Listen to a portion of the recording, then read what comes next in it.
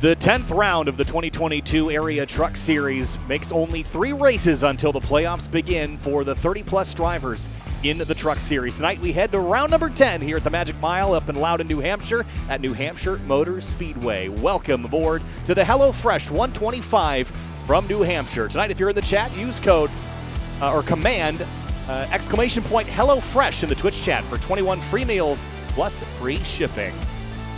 HelloFresh 125 from New Hampshire. Kyle Heyer joining me alongside Finian DeCuna. Finian, welcome aboard tonight. 125 laps from the Magic Mile. Last night we had a very interesting cup race. Lots of yellows, but lots of action. Tonight, I think we'll see more of the same. Yeah, last night was extremely aggressive. These guys were going absolutely ballistic last night. They were dooring each other in the turns, even on the straightaways, or 4 wide at some point. I'm going to see how the truck's going to be. I want to say it's going to be a little bit more tame. But I'll have to say, I think a lot of it's going to depend on how the setup is, how the driving conditions are out there on the track. Yeah, it's going to be an interesting night, to say the least.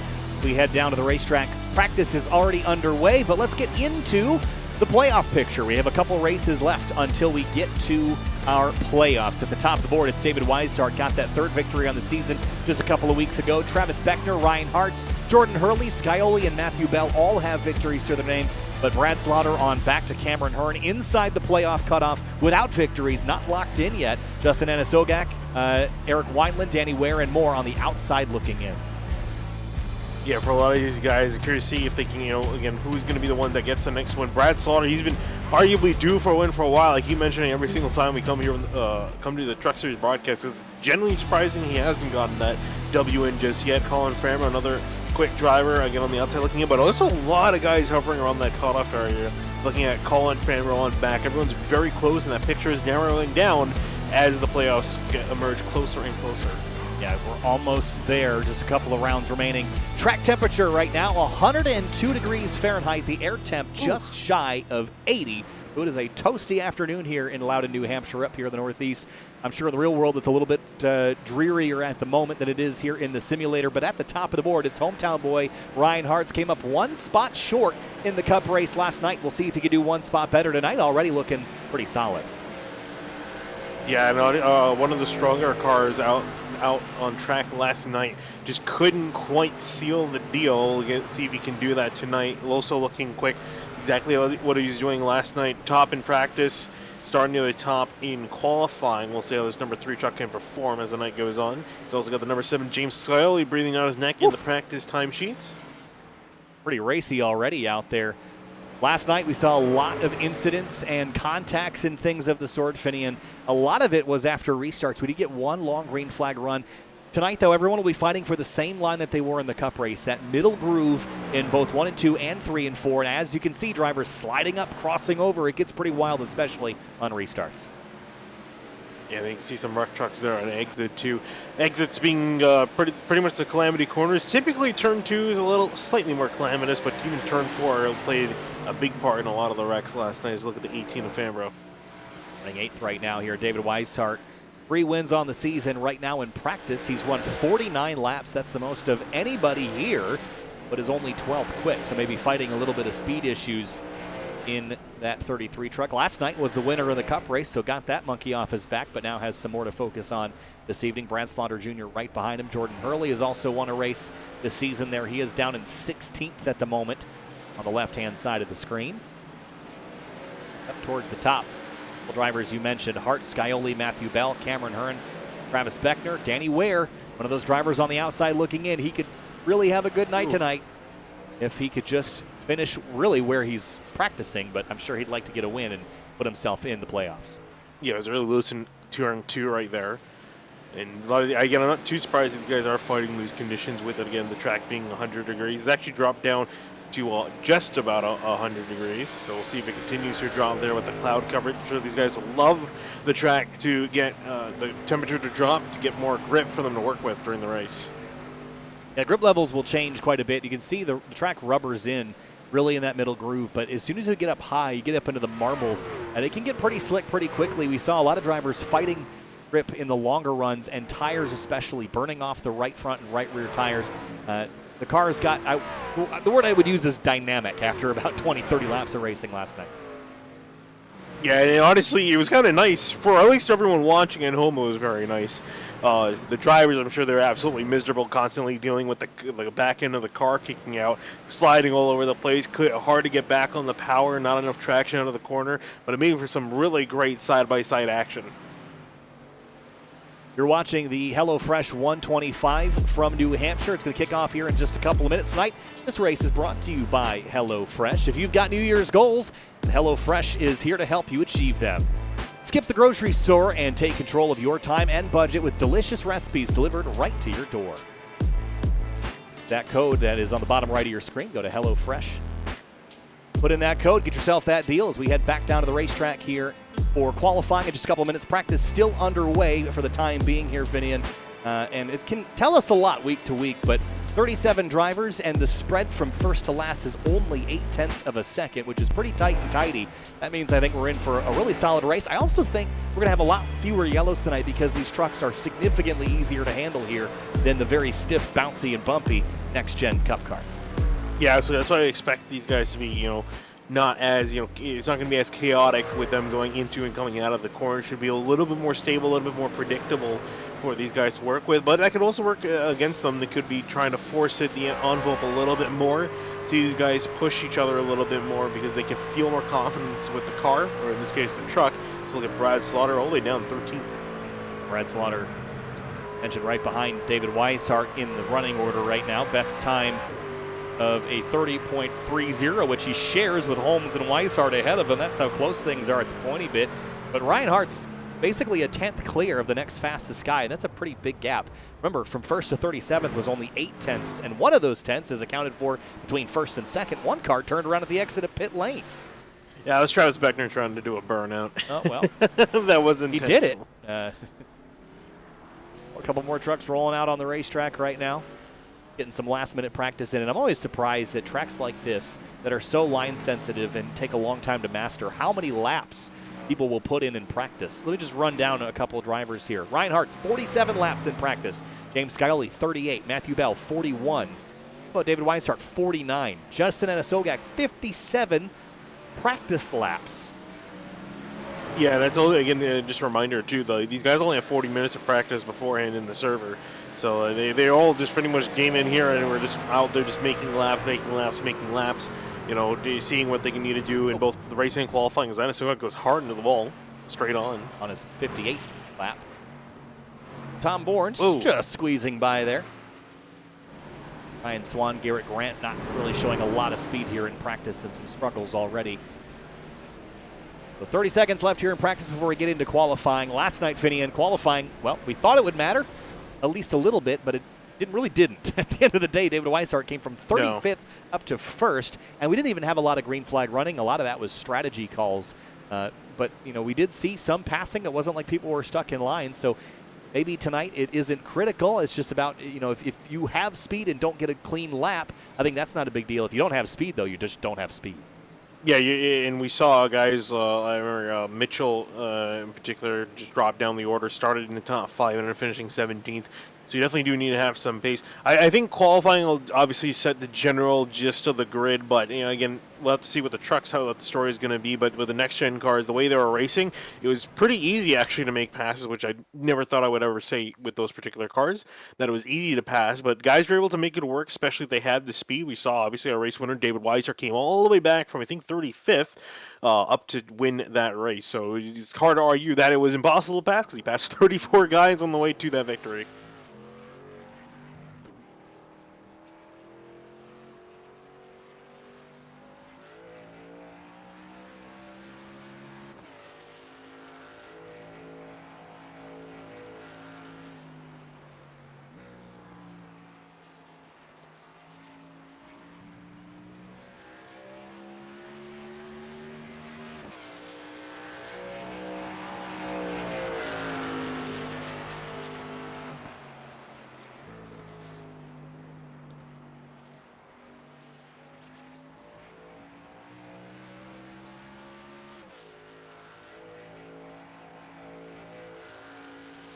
Oh, wow. Yeah.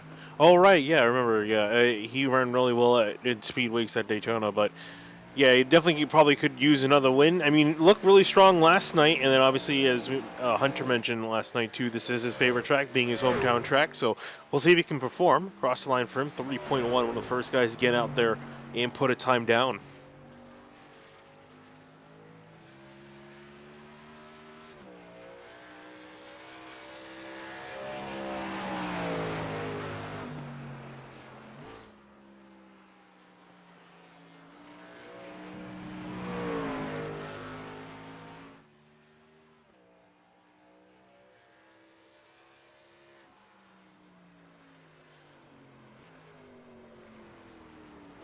And as he comes across the line second time, it'll not be faster. So first time looking to be more of the money lap. Brad Slaughter just comes flying across the line. We're looking at him on screen. Cameron Hearn just jumping to second place in the 67 machine, only a couple tenths, actually a couple hundredths off of the number 3.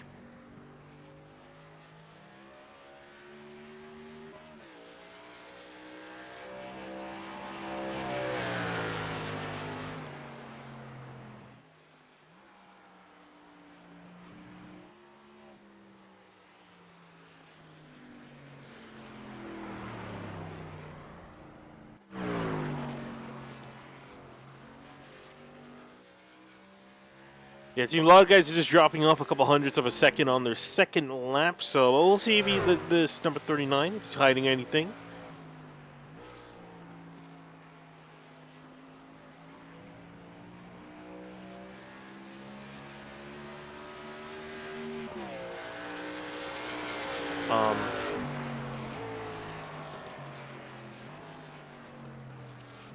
Apparently, Kyle is having some mic difficulties.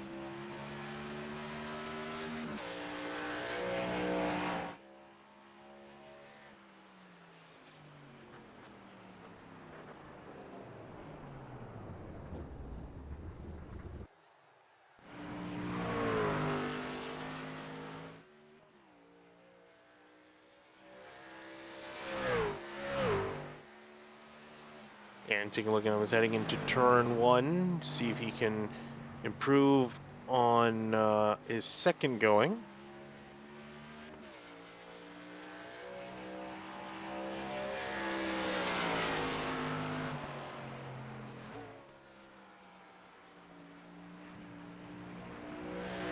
Oh, I just realized that my microphone for a while. So, Oh, nice. So nice thanks. job, Kyle. I think I had a cough and I muted myself. So we're back.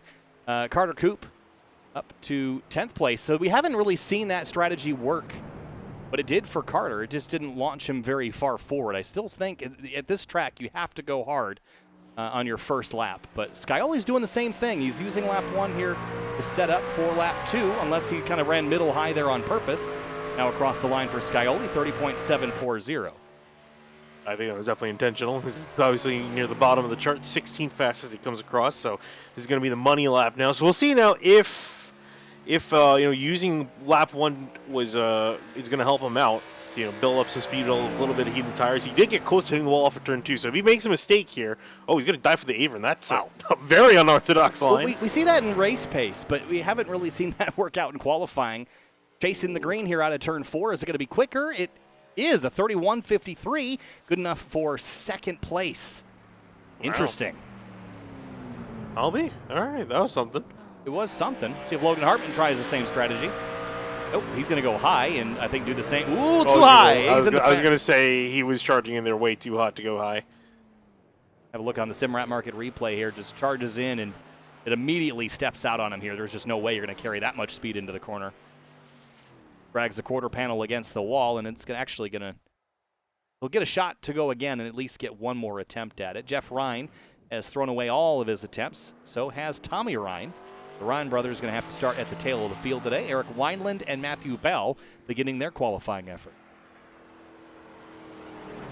We'll see if Matthew Bell can do anything. He's running pretty good in the truck series. 1 win to his name. He's locked in. We'll see if he's got any pace here to show for qualifying. Was 3rd fastest in practice. Yeah, again, he's taking it easy here on this first lap. Kind of half-pedaling it through 1 and 2. And running really high again. I think he's going to try to set this up. Downshifting which is something we saw lots last night with the transaxle 5-speed next-gen car. Not something I would have expected to see in this 4-speed H-pattern gearbox, but just trying to get the best run.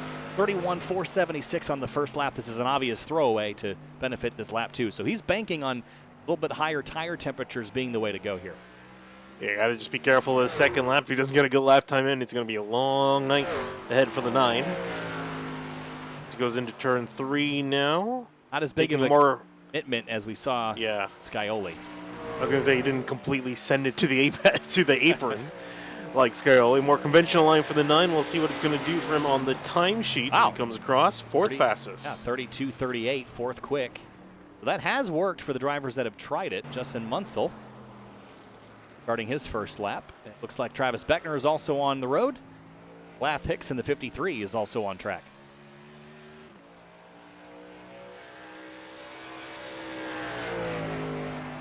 Munsell working his way on about to complete his first time lap.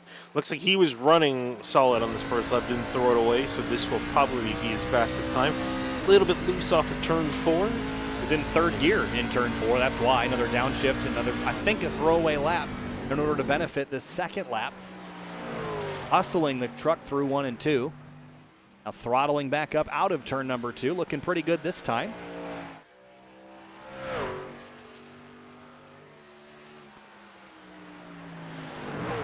Another Beckner came downshift. across the line in the 28 truck. He's in 9th at the moment, going on lap number 2.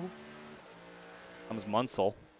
And out of turn 4, a 34.19, which will jump him only up to 16. Not really the run I think he was looking for, is Travis Beckner. Rounds 3 and 4 on his second lap. I don't see an improvement coming here with a 30.3 first lap. Cross the line? Nope, not quite. 33.77, a little slower. It just looks like he's going to just stay inside the top 10. Unless Chris Seidenfein has anything to say about it, if he wants to try to see if he can get himself inside the top 10 of the 45 machine. Not a good night last night. Retired early on after early damage. Actually, he got damage before they even took the green flag. At lap 0 was the collision there. 31.669 first lap. Seidenfein will get on the board with that. I think there was some contact with the wall. And he's loose out of turn 2. And Seidenfein will start at the tail of the field tonight. That is a bummer. He probably cannot wait to leave this track. Yeah, he's not at the rate this week is going for him. There's a lot of drivers that aren't fans of this place, but some of the ones that were the most vocal about it did the best last night. So take with that what you will. Here comes Irvin on his second lap at 37.04. Going to be good enough for 25th. I'm sure he'll also be disappointed. And with just a minute left, the opportunity to qualify has evaporated for Matthew Cochran, Jacob Bell, Josh Taylor, Jeff No, James Coey, and Jordan Hurley, all of which did not even make an attempt to qualify. They will all start at the tail of the field tonight, Finian. Yeah, I was just checking to make sure they're actually in the server, and yeah, all those guys are in the server. They just chose not to qualify, which is a bit interesting. I would think, at least try to qualify, get yourself up in the order, because it's not like, the super speedway where you strategically try to keep yourself in the back, wait for chaos to ensue, and then move yourself to the front. At a track like this, again, qualifying not going to be the end-all be-all, but you kind of want to set yourself up a little bit, as good as you can for the race. Yeah, again, I sometimes I understand getting out of it, it places, especially at short tracks too. If you think you're going to end up mid-pack, maybe there's something about starting out in the tail and letting everyone wreck in front of you. The problem is that short tracks, you end up kind of in the wrecks anyway, whether you're mid-pack or the back of the pack. So I don't necessarily love that strategy. I like to give myself the best shot I have at running up front all night. That starts with this qualifying effort, but others might feel different, start at the rear and give it the best shot they've got tonight. But HelloFresh 125 is going to kick off in just a minute here.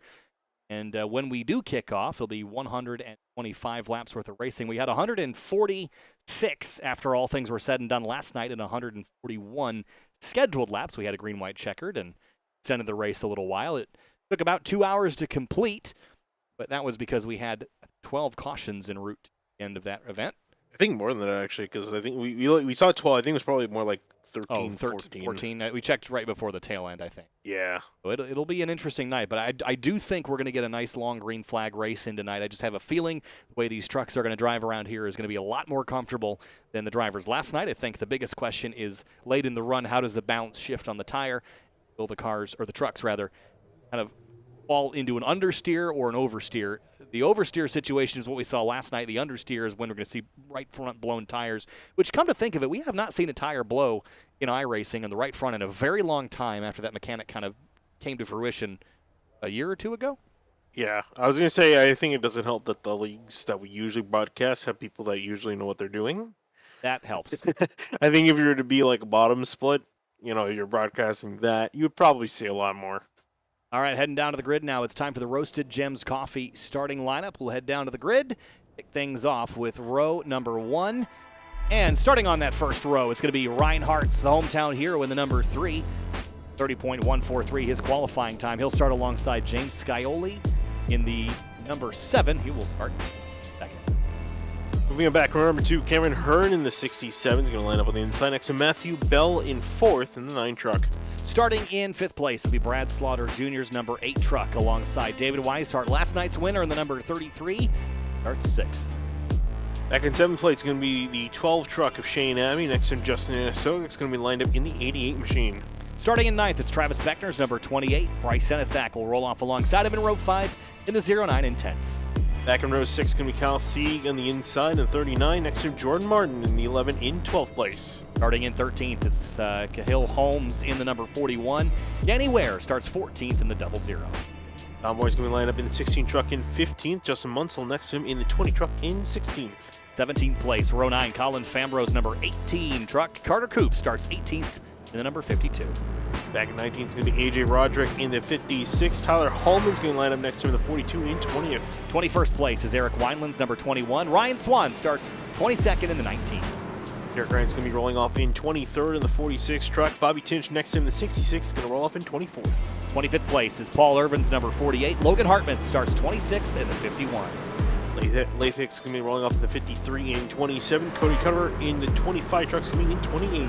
29th place is Tommy Ryan. Jacob Bell starts 30th in the number 77. Jordan Rowe is going to line up in the 5 truck in 31st. Jeff Noe in the 55 in 32nd. Chris Seidenfeiden starts 33rd in the 45. Matthew Cochran 34th, the number 4. Around airfield is going to be Jeff Ryan in the 37, 35th. Josh Taylor in the 57 and 36. And James Coey all the way back in 37th in the 24 machine. Time to go racing. It is the HelloFresh 125 for the Area Truck Series, round number 10 of the season from New Hampshire Motor Speedway up northeast, Loudon, New Hampshire. Green flag flies. We are racing at New Hampshire.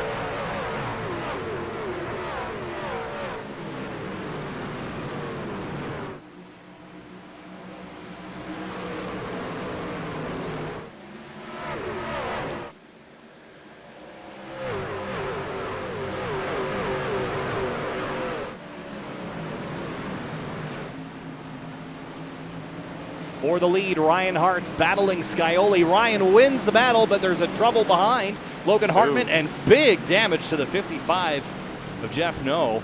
And that is a big, big mess in turns 3 and 4. Dead stop there, lap number 1, and that truck is gunk. Yeah, it's because I know only went about 3 turns in this race and going to be effectively out of it early on. Got tangled up with the 51. It seemed like the 51 went around and had a bit of help. Yeah, here's some of the 5 wide East sports cars. That's the 5 of Hurley, I believe. And then right there, gonna get sandwiched. Around he went, and nothing that the 55 could do. He was completely a passenger in that, and that's a frustrating way to have your race end here early. Just watch this. Just there's nothing that the 55 could have done different other than not be there. And that's what comes down to. Think about not qualifying, Finian. This is the position you put yourself in. Yeah, I was going to say, also you can see a massive amount of neck code as well, so nothing really 55 could have do better either. Big bummer. That's a Simrat Market replay for you, though. Jeff Noe in the 55. 51 of Hartman already out. Looks like there's another truck on pit lane. That appears to be the 99 of Tommy Ryan. Unscheduled stop here early. Maybe you just fuel the truck up and give yourself the best shot. I was gonna say, really hope he's not getting tires. That seems like a really big waste of a tire settling going 1 lap. Yeah, he's just gonna get fuel. Hopping off. Why not, right? You're kind of now towards the back. You might as well top the truck off and set for run to the end if you have that. So looks like 2 trucks already out. We started with 36. We are down to 34. Tommy Ryan was the last runner on the racetrack. Hartz and Scioli had a pretty fierce fight there for the first lap, but the 3 truck had won it. And I like What? What are you laughing at? No, Travis Beckner just went in the chat. He's like, hey, if you guys can hear, if the broadcasters can hear me, I say hi. Hi, Travis. Finian has the ears on. Yeah, I can't hear you. Native. That's for good reason. We broadcast. That would be very entertaining. It really would be, and I've thought at times, because here's the thing I can do, Finian, that I've thought about, is you can put radio on a different audio device, can't you? You can. Yeah, the chat audio is in a separate channel. Yeah, so I could totally run that in a different channel on my mixer and have that on command. The problem is that drivers tend to say very naughty things. No, but I can have it, I'm saying I can have it muted, and then, yeah, I have to be able to replay. That's the, I guess I can hear it on the replay, right? So I guess if it was... Well, you can hear, if you rewind it to a certain point in time, yeah, you can. But I'm saying it because I can run on a different audio device, it means I can hear it, even though it's not going out on the broadcast. Oh, that's and then I can unmute it and then play it back. So maybe you could do that unless you want to have people constantly talking to you besides me. Yeah.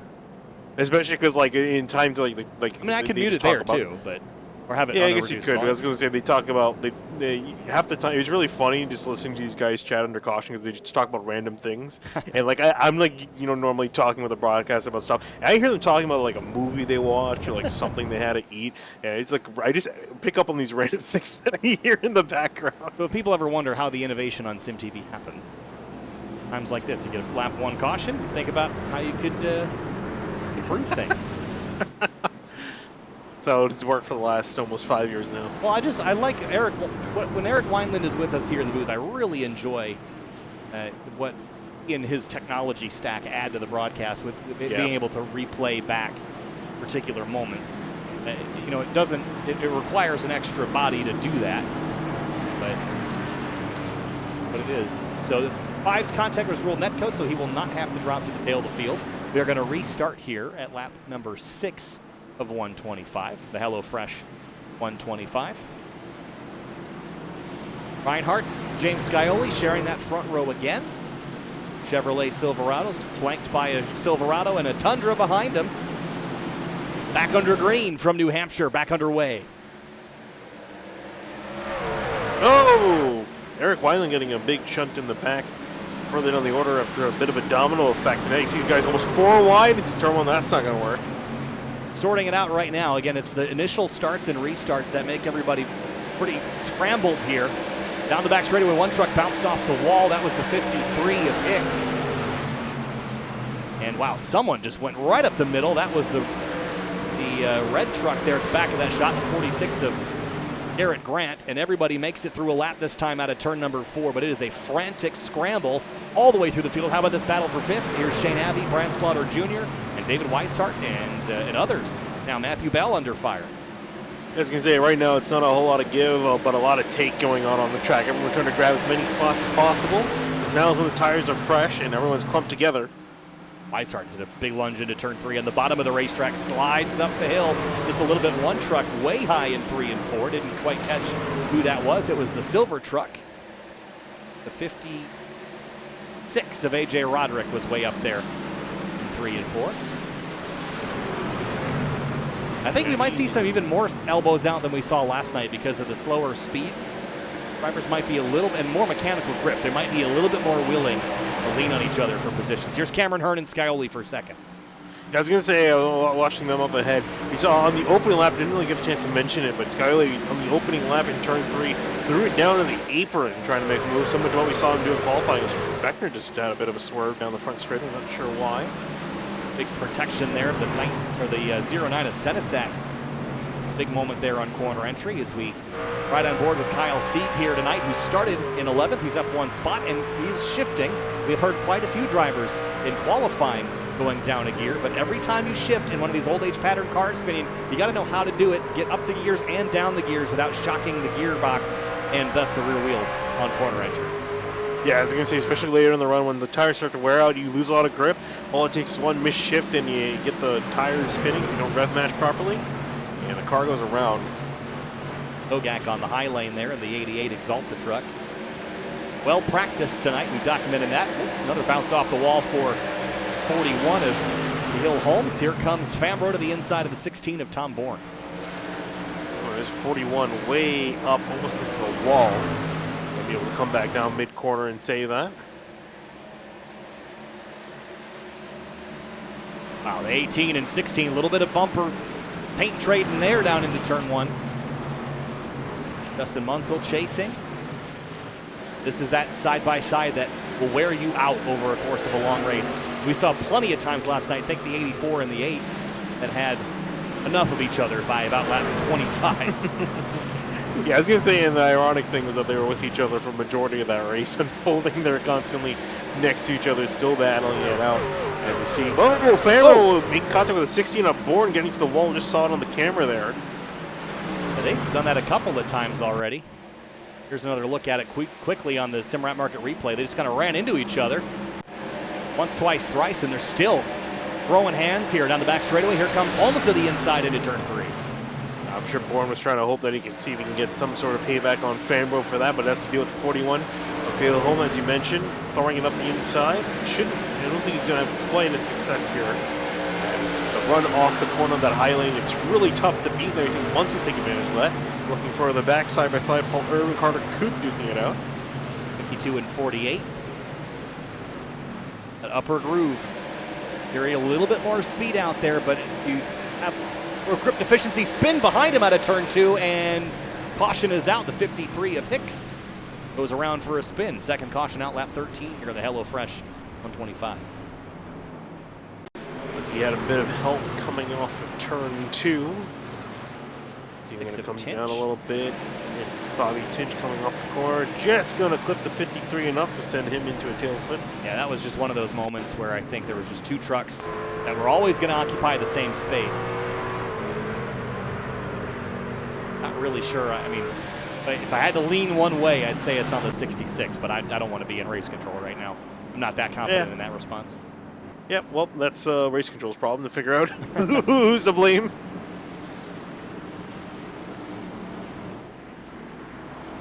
Yeah, let's see. Ooh, are people going to come in for pit stops? Already? Haven't had a whole lot of green flag running. Yeah, that is surprising to me. Okay, well, there we go. And a split strategy.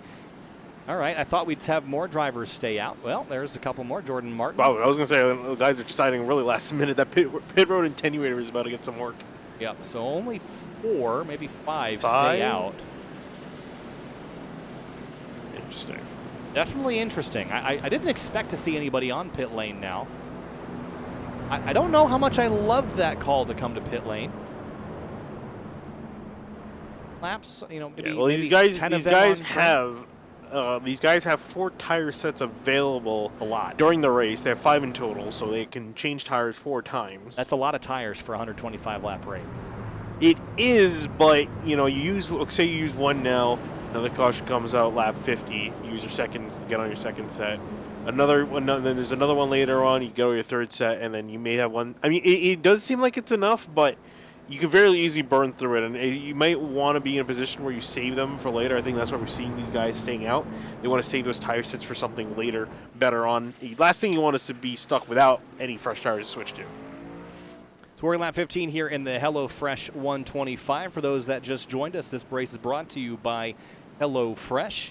Looking for an easy way to eat well and save money this year? Cut back on expensive takeout and delivery and get started with HelloFresh. You'll love how fast, easy, and affordable it is to whip up a restaurant-quality meal right in your own kitchen. Down on Loudon, New Hampshire and New Hampshire Motor Speedway. Working lap 16 of 125. We talked last night about the Roval configuration, and pointed out that it... Oops. Nope, that's the wrong one. Try that again. So you come off the back straightaway, make this loop, you come back over here, come on down, you do a little cane nonsense, back on the road, on the oval. Try to do an AI race with this course last night, and instantly blue screened my computer. So iRacing didn't want to let that exist, unfortunately. It exists in our hearts. Yeah, I think my issue was pit stalls. I think I had like 35 cars or something, and I think the track would be able to handle, but perhaps that was a lot for the Titan Twist road course there. Yeah, too much excitement for New Hampshire. I guess so. You really don't like this place, do you? No, I mean, I do like it a little bit after last night, but I would personally not want to drive here. I don't mind watching a race as much now. Yeah, I don't think, if this was the real world, I would not go to this race. We have to drive as a I spectator. might not even turn it on if it was on TV. But I have to watch it. And last night it was pretty good. So that was I'll give it credit where credit is due. Yeah, I always just felt as a driver it was so big chore to drive in the stock car. In the Indy car and like open wheel cars, not as bad. Even in short and late models, modified, not as bad. Stock cars, they're just so heavy, bulky, and awkward to kind of go around here. In my opinion, I just like tracks with banking. Yeah, banking's nice. Like, and just enough where you can slide up it a little bit, you know. Yeah. But flat tracks have never really been my jam. But we've been making good use of it tonight. Skyoli, Brad Slaughter Jr., and all the way down to Jordan Hurley on old tires. Everybody else on fresh Goodyears. Green flag back in the air, and the outside lane getting shuffled already as we head down to turn 1 on this restart on lap 18. Yeah, poor start from Brad Slaughter, just did not go in quickly. He's going to settle back into third as they shuffle down in the middle of the field, trying to sort themselves out. There's the 3 of Ryan Hartz, who did come to pit lane. Led all the opening laps of this race. Was really disappointed last night because he was leading when a late race caution came up and ended up losing the race. Whoa. After that. Look at the crossover from Garrett Grant trying to put him in the middle 3 wide. Yeah, I was going to say, Hartz just did a slide job in front of Grant and just made it fit by a couple inches. Whoa, throws it hard, almost doors Bryce Senizak out of the way. That could have been dangerous. Caution behind him and a big pileup in turn 2. Oh, boy. Oh, man, that's 7 or 8 trucks. Junkyard. 16 to Tom Bourne, the 9 of Matthew Bell. He might have been at the pointy end of that because he was running right around where the 3 truck was. 28 to Travis Beckner. There's some big players in this one. Yeah, you definitely want to look at Matthew Bell or Beckner at the start of this. That tells me a lot that I needed to know. Let's take a look on the Simrat Market replay. Let's jump back a little bit farther, see the genesis of this, and watch the 9 and the 28 get together, and Munsell turns around the 12, and then just a huge mess. Too much to even follow. We got to slow-mo this one to follow it all. Again, the 9 tags the 28. 12 goes around off the nose of the 20, and then right here, the 48, 41. Seidenfeiden just squeezed through. 56 to 37. You want to have 52. a good view to look back on. Look at Danny Ware's on board. Yeah, Danny Ware's on board here. 00. Let's see what he saw. Right in the middle of this, too. It just happened just up the road. You see 28 spin 9 going, and the C's parked. Behind him. Close back in behind him. Yeah. Then Seidenfeiden as well in the 45.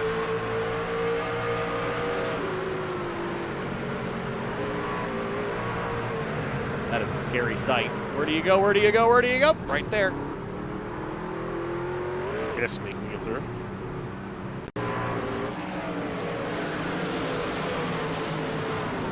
Oh, Vector got hit pretty hard in the side there by the 48 of Irvin. So there will be a lot of trucks fairly severely damaged from that incident. I count 1, 2, 3, 4, 5, 6, 7, 8, 9, 10 that are on pit lane servicing crash damage from that incident here. And just like last night, kind of slow progress, and I'm a little surprised. I'm going to be honest. I thought we'd get this race kind of in a long green run, but getting past that clump stage at the very beginning is proving to be a bit of a challenge tonight.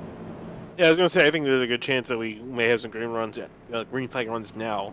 A lot of strong trucks taken out in that wreck. Matthew Bell, Travis Beckner, both of which still getting repairs.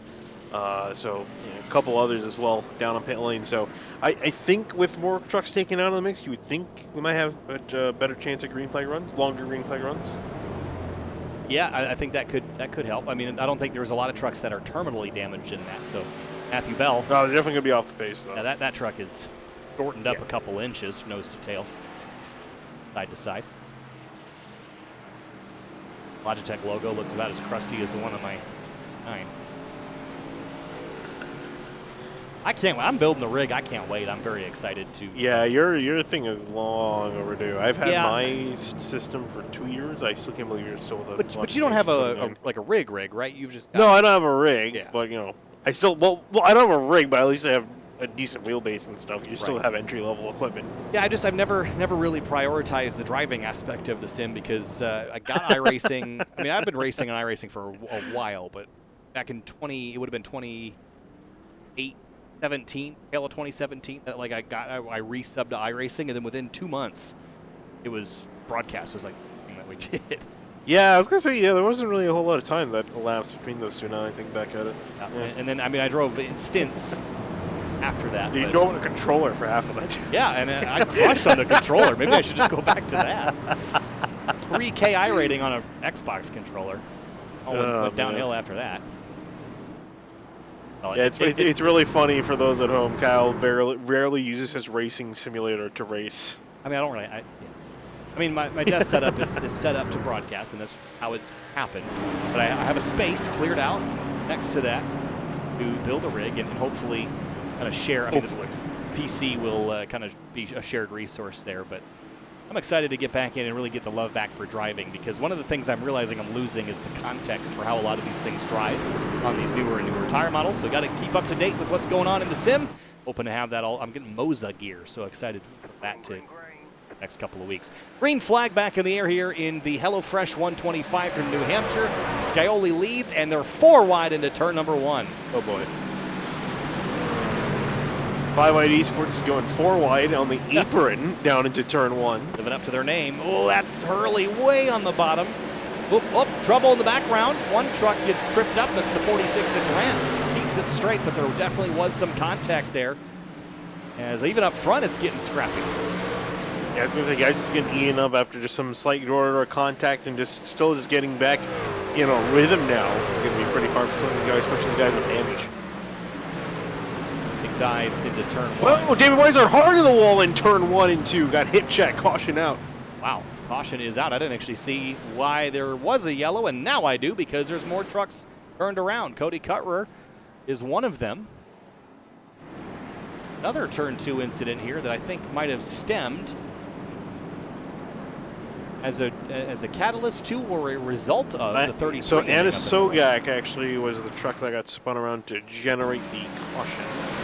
33. Oh, Jordan Martin just completely broadsided number 33. Here's that again.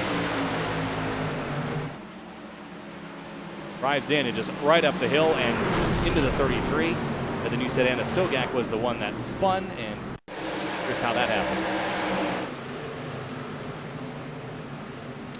Off the Carter Coupe machine, sends him around, and then there was more. Cody Cutrer bounces off the 24. And lazily slides to a halt there. A lot going on in that one. Yeah. 2 separate incidents. I mean, one of them really wasn't a caution-worthy one, but going to be very severe damage for the 33. See Weiser coming in, no surprise there. That was a decent shot to the wall. Got away just for a moment. 100 laps to go here. 4 cautions in the first 26 laps. Half this race has been under yellow so far, so the progress so far has been relatively slow, but again, we saw this kind of happen last night here at New Hampshire as well, just the clump factor, as I call it, after a restart before everyone gets strung out. You have a lot of aggression, and especially here at these flat tracks, you don't have the banking to lean on, so if you get alongside somebody and you just slip just the tiniest bit and kind of knock wheel to wheel, that's what happened to Weishart. This is why banking's a good thing. See Texas? They just ruined that place. It's such a bad track. You could have I liked 90 it before. degrees of Actually, I banking. respected it. Like I thought it was a decent track before. I don't know why. Wasn't a huge fan. It's like we're running out of options, right? Because Atlanta is basically a super speedway. Texas sucks. I mean, Charlotte's still there at least. Charlotte's great. Charlotte's a great racetrack. I mean, Don't touch Charlotte. I thought the Coke 600 this year was one of the best stock car races I have seen in the last 10 years. Yeah, I really wish I watched that race because I was just kind of like thinking about that. I was like, okay, well, I knew Monaco was going to be a bit of a snooze as it usually is. That was a bit more interesting with the rain. Indy 500, almost always a classic. And then I was kind of like, Coke 600, because I think it was pretty boring the year before, if I'm not mistaken, right? Last year. Which race? Coke 600. Yeah, oh yeah. Coke I mean, it was the previous 5 or 6 years in the Gen 6 era were pretty abysmal. Yeah, so I just assumed that, with the way the next gen, from what I was hearing about it, the car is not the best at racing, but apparently put on a decent show. Well, I think the next gen car, they solved everything that needed to be solved, almost, with the intermediate package at the expense of short tracks and road courses. I didn't like that trade-off. because I always like to tune in for the road races, and I just feel that they built a GT3 car for ovals, and so when you put the GT3 car basically on a road course, it doesn't race like the stock cars race. And I like GT3 racing and sports car racing, but for a different reason than I turned on NASCAR on the road. But I didn't love that trade-off, but it's going to require, I mean, they're never going to go back to solid rear axles, you know, and ditching the independent rear suspension and going to a smaller tire. I mean, that was the biggest issue, is much larger tires in terms of their width, independent rear suspension. You're just gaining a ton of braking grip. That's where all the passing happens. Yeah. So, and you know, essentially you eliminated wheel hop. That was what everyone was dancing on. Dirty road racer stuff. We're racing ovals tonight at New Hampshire. Working lap number 29 of 125 of the HelloFresh 125. Scioli, Brad Slaughter Jr. lead the way here. Scioli on the outside for this car. Yeah, curious to see how's it going to work. Have not really seen many drivers, even last night too. I think up until the last restart, I didn't see anyone take the outside to restart. Didn't work out. I mean, it worked out pretty well last night too. So we'll see how it works out for Scioli now, leading the field back to green. Green flag back in the air. A little bit slower restart that time. Scioli clears the field into turn one.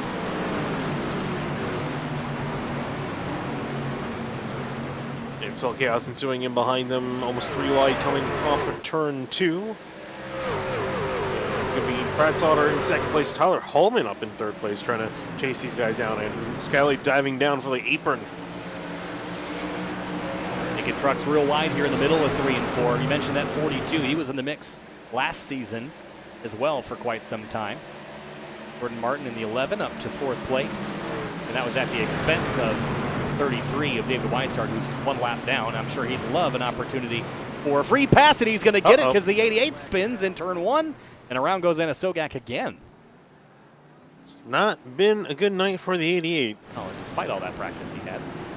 And mostly because, is it off the same truck? No, the 24 got 24? Into the 5 before, or the Cutler's car rather, the 25. Yeah, no, it's also some net code involved there as well. What is it with the net code tonight? It's been especially bad. I have kind of hard to see from that angle. There was decent gap. I know, but I just don't remember that being a big issue on New Hampshire or the trucks in particular. There are quite a few guys struggling with the internet in general tonight. So yeah, there's that gap. Slow this down. Contact there. Anna Sogak will get the short end of the stick. We're back under yellow again. Been a tough race tonight. Scioli, Slaughter, Allman, Martin, Swan. The top 5 have yet to pit, so neither have Gordon Hurley or Garrett Grant. So there are 7 trucks that have not yet made a single pit stop. I think we'll likely see them just go for a 1-stopper. They'll just probably stop around halfway somewhere or call it a day. Yeah, I think it's going to be probably a little while before we see some of these guys up in the front come in, because, I mean, at the rate we're going at, right, there's really not much of a reason to come in. We haven't had a whole lot of green flag laps. Most of them have been under caution, so why pit now? Right, and I think the other thing is last night, I mean, consider that this race is 125 laps, 125 miles. You set the race based on time to take to complete. They're long laps here. 30-second laps are relatively long laps as far as stock car racing goes. So you end up with a situation where you've got long laps, but you don't have a long distance. So you're only going to need 1 stop versus some of the other races where you might have to make 2 or 3 stops. Tonight is definitely a 1-stop race, and you can probably make that stop anywhere from now until lap 100, basically. I don't think it's going to be keep running under yellow. You might even be able to go all the way to the end. I just don't think that that's a super safe bet. No, these guys are definitely going to want to get tires, and I think that's definitely going to be the thing preventing it from being a 1-stop race. These guys, when they're going to want to come down for tires whenever it's advantageous to them.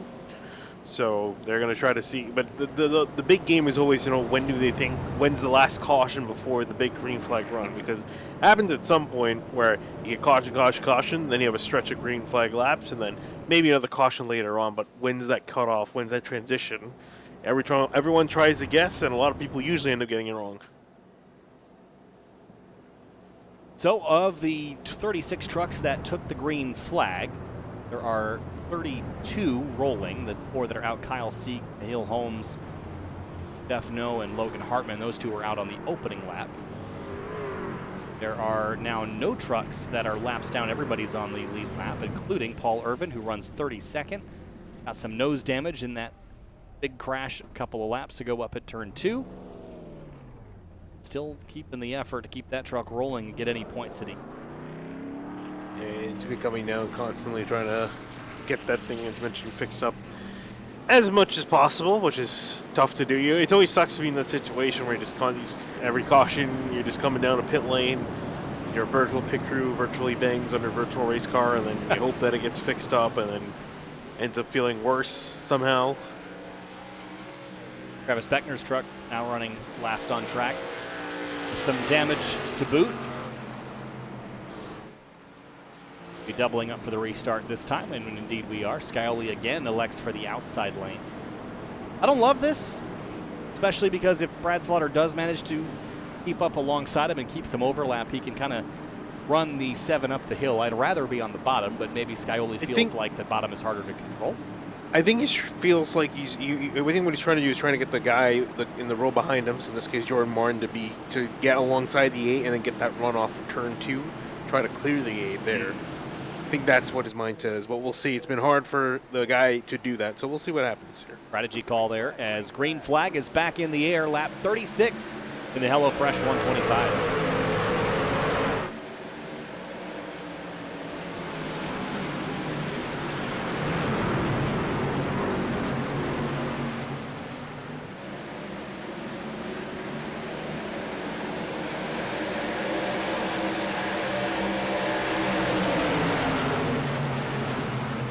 Big dive by the 46 of Garrett Grant into turn 3. He's been very sendy down there, trying to make up any ground he can. A bit of a battle here for fourth. He's been kind of in the thick of the mess for a majority of the field. As you look at that battle for fourth, Cameron Hearn. Oh no! The 3 involved. Hartz is hard in the fence in turn 1, and more are going to pile in. The 66 is also involved, and that was a big hit for a couple of those trucks. Man, I was wrong about the trend of this race, wasn't I? Oh, yeah. That's where you're in the booth, not on the box. Larry Max trends the race. It's the 3 and the 19. I think the 3 turn in here. Oh, no, they just, oh, man. Oh, this is another 2 separate incident thing. 4 separate incidents. But this was just odd. Does the 19 just not turn in here? Is that what's going on, or? Yeah, he does. He turned in. I think he went in a little too hot, so he tried to turn left, and then the truck went up the hill. Man, that was just... And then in behind, you could see the second contact. So that happened. Colin Fambro made a move to the inside of Danny Ware and Chris Seidenfeiden. That started the second part of this wreck and the bigger part of it. Truck's just bouncing off of everybody here. It's hard to... Eric Wineland involved. Tell where one wreck stops and another starts. 16 might have kind of had a pretty good feel for it, and by feel I mean got hit on pretty much every corner of his truck.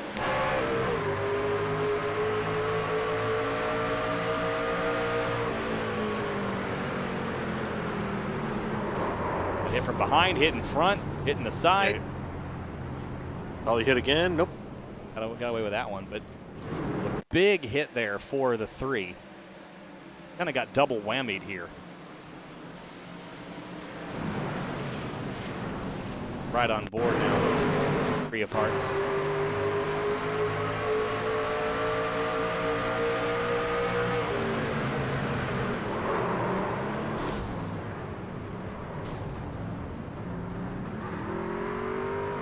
Ooh, the 66 had a wild slide there right at the end. But lots more trucks, and this time damaged even more severely. And this is just going to keep stacking for those that already had contact and damage from before. 56 of Roderick is still in the truck. Hicks rolling. Ryan Swan's truck doesn't look super bad. A lot of torn up trucks tonight. Yeah, Danny Ware not particularly a fan of Colin Fambro after that last wreck, quoting that he drives like an expletive idiot. What kind language?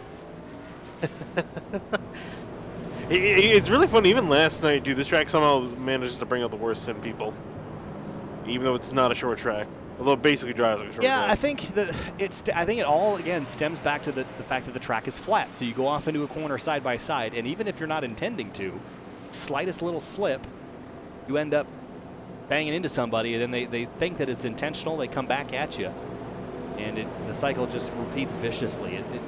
There's just not a lot of lateral grip to be had, and when you lose it, you end up running into somebody and then end up in the fence. But the thing is that's not helping is these, lots of yellows kind of compounds that, because then you just get mad. Even if you're not involved in a wreck, you're trying to stay out front and stay clean, and you keep getting the caution every 3-5 laps, and that'll make you mad, and then you're hot, and then you go off into a corner too hot, hit somebody, they take you out. It's just a never-ending cycle. Reminds me of the, I think, I'm not sure, no, I don't think the Old Spice ones, more like the DirecTV ads, just things get progressively worse. And then you have a reason to order DirecTV. 6 cautions for 23 of our 41 laps. We are at a frightening ratio there. Yeah, I don't think we're going to be anywhere close to the caution record, but... No, we just don't have enough laps to get there, I don't think. Yeah.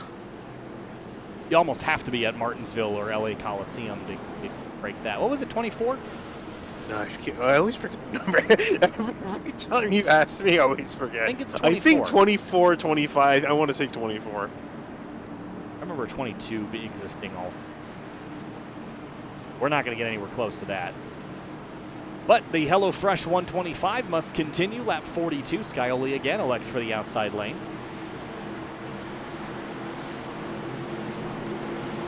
Hartz is retired, unfortunately. Hometown guy. Not going to finish the home race tonight. Green flag.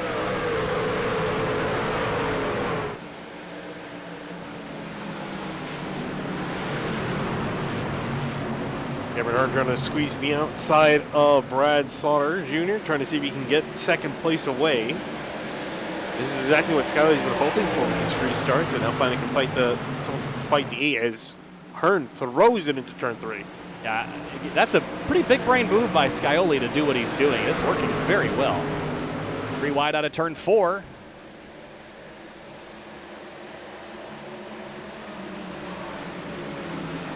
And off they go to turn 1 again with it looks like the 12. Oh. Abby, ooh, I just saw some contact on the 52. Coop getting involved in something. Yeah, the 52 and 24 bounced off each other mid-corner. Tyler Hallman to the bottom of Seidenfeiden, who started deep in the field. He's up to 8th after starting 33rd. Good climb for the 45. He's kept his nose clean as to the best of his ability tonight. Getting through all the spins and accidents and is up inside the top 10. The race is still very much young, so hopefully all the best for him. Hopefully he can continue going forward as he's side by side with Tyler Hallman now coming off of turn 2. Oh, and we just jinxed him as he gets... Yeah, just a light contact there though, but Colin Fambro will use that to drive on by if he can to the inside at turn 3. A little bit of action ahead of him. 5 of Hurley and Jordan Martin door to door. That's for 5th place. And still lots of shifting. I think also the shifting is participating in this chaos because the downshifting is destabilizing trucks on entry. So that's definitely not helping the case. Oh, absolutely. It's putting the truck in a compromised position handling wise, and we're seeing it unfold on the track. You see a lot of these guys get very close to the wall off turn 2. I'm curious as to the efficacy of the downshifting. I don't remember that being a thing in the trucks here, at least in past builds. So I wonder if there's been some changes that make it more favorable to downshift, but I always thought you got plenty of dig here in 4th gear. Yeah, especially with the trucks. I mean, it makes sense more for the Cup cars, at least the old Cup cars, definitely the new ones. Well, so your Jordan Hurley. The older Cup cars, you had such a massive delta between your corner speed and your straightaway speed. But we're seeing like 150 max. So 90-ish mid-corner speed to 150 is only 60 miles an hour. You can cover that in 1 gear. you know, the torque curve on these engines is pretty wide, so you can really carry good speed. The Cup cars, you might have 90 or 85 mid-corner, all the way up to 160, 165. And then you kind of could benefit from that extra gear. The Cup cars, the extra power a little peakier as well. They weren't so choked down. So I think that all that kind of plays into this, but I think that's part of the problem is drivers downshifting, destabilizing, using the gearbox to slow the truck down also. That can probably play into that. But now we got a little green flag run going here. Here comes Senesac to the inside of Hurley for 4th place. Yeah, Hurley just took that spot as we were looking there, and as he just threw it into turn 3 and 4. Hurley, though, really loose on the exit. That allowed Senesac to trail him back in, but Bryce has nothing really for the 5 at the moment, so Hurley will secure that spot. Out front, James Scioli on that with that restart maneuver got the lead, but here's why he was getting creative. Cameron Hearn is faster than him and is approaching pretty quickly. Gap right now, 0.4 of a second. I talk about a guy who's, again, surprised that he doesn't have a win. That number 67, Hearn, he's been quick all season, just hasn't quite been able to get that win secured. Looking pretty good tonight as he's chasing down that 7 truck. He's been so close so many times. Think back to the penalties he got to late in the races. The IRP that he got one, or no, it was ORP. I think, yeah. Yeah, then I remember, and then he got Rockingham and Charlotte, but got taken out early on after running up near the front. Oh, wrong. Else. ORP was the Lodge Box race. But Hearn chipping away here at the 10th of a second, working lap number 50 here. Brad Slaughter Jr. ran laps that were pretty much on par with Scioli, so let's not count out the number 8 yet. Restart's weren't his thing, but maybe the long run pace is. Yeah, we'll see. I never really seen Brad be particularly good on the longer runs. I feel like he's a little bit more on the short run kind of guy. Still running well, obviously in 3rd, and has a pretty decent gap back to Jordan Hurley. Looking further down the Eric Wineland, coming off of turn 4, heading on the front straightaway, is chasing down Danny Ware. 00 has been in quite a few incidents, mostly, I mean, pretty much actually all of them, not of his own doing. That truck is torn up, that 00. Wineland, though, in this scrap, the 56 of Roderick bounces off the fence out of 2.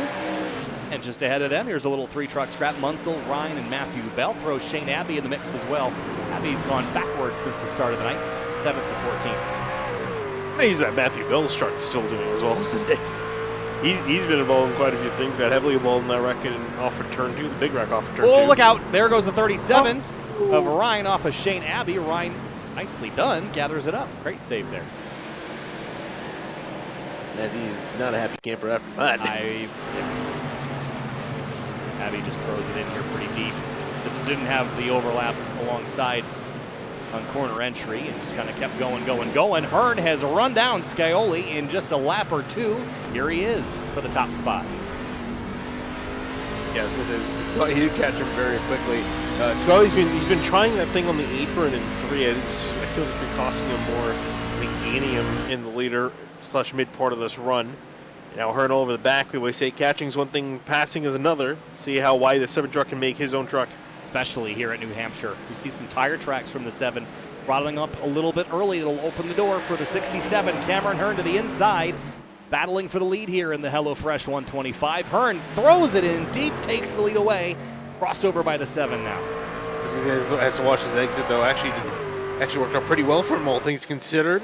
Scioli hoping to try to see if he can get a run, maybe throw it up the inside in turn 3, but Hearn's going to dive it in deep and just cut him off. And here's why. Have a look at tire scenario for Cameron Hearn. Last pit 39 laps ago, but for Scioli 54. He's on the original Goodyear as he started the night on.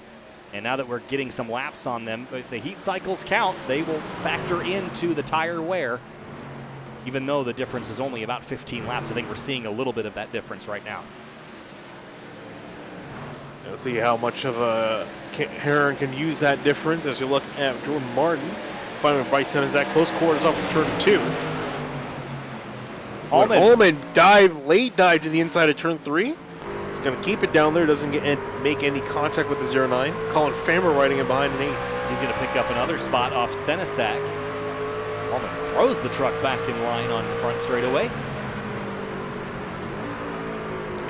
Big lateral slide again. These trucks are not gripping up. They don't have a lot of downforce to lean on, so they're just going off into the corner and just letting the truck slide until it bites. And that bite point, kind of midway up the racetrack, that's where you kind of run into problems. You're expecting it to bite before it does, and then you end up kind of painting the door of your competitor with the colors on your truck. Man, I really wish we had that where you can, your paint scheme rubs off on another driver because you can actually see who in contact with who. To fit the puzzle pieces together a lot easier, that's for sure. Paul Irvin down top, not sure if he's got a problem. Roll on into pit lane. Come on back, 57 laps in. Engine blew on the 48. I thought I heard something like that. Yeah, so he's done. Hearn aggressively turning in. He's kind of running the Scioli line down here into turn one. Scioli actually gained a little ground back on the 67 the last time around. I don't think this is completely done. Maybe Cameron's driving a bit too hard right now. We'll see if it burns up his tires at all, but turning in very aggressively. I had an interesting moment. I saw some advice from Suelio Almeida, who's a prolific road racer in iRacing, talking about turning into a corner, kind of snapping the car off into the turn. He described it like opening a door by slapping it versus gently pushing the door. I thought that was a fantastic analogy, and a really good way to visualize it is to watch the 67 versus the 7 here. When they go off into the corner, watch the 67 snap this truck. Well, a little bit less that time, but Scioli smoother on entry and gaining some ground back. Yeah, problem is that exit, though, is really where it starts to get more compromised. That's a tough thing. I feel like the line they're taking, it works really well when you're trying to battle and overtake a driver, but for regular running, I don't think it's doing them a whole lot. At least I don't feel like it's doing them a whole lot, but I mean, it seems to be working because they keep doing it. On board with Matthew Bell, we look at Chris Seiden fighting in 11th behind him. Justin Munsell, Shane Abbey, they're a little racy back there. Now, the big question nobody knows is what happens when the tires burn off. We haven't gotten a run like this yet tonight. So what happens? What does the truck do? Does it get tight? Does it get loose? Yet to see. And also, when are these guys going to come in for the stop? Because everyone pretty much has to make a stop.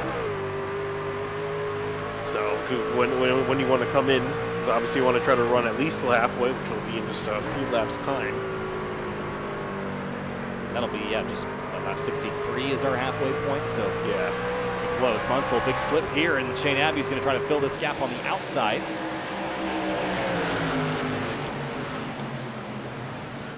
And tries to make it work there. Munsell sticking low to the yellow line. Chris Seidenfein just up ahead of them in the 45 machine. All battle for about 11th spot. Abbey just kind of sticking to that. Well, I thought he was going to stick to the upper groove. This time he's going to go to the bottom. Had to jump on the binders to slow up significantly before he ran into the back of the 20. Crumbled Toyota. I was going to say, I think that truck's already been crumbled enough tonight. It's definitely living up to the name.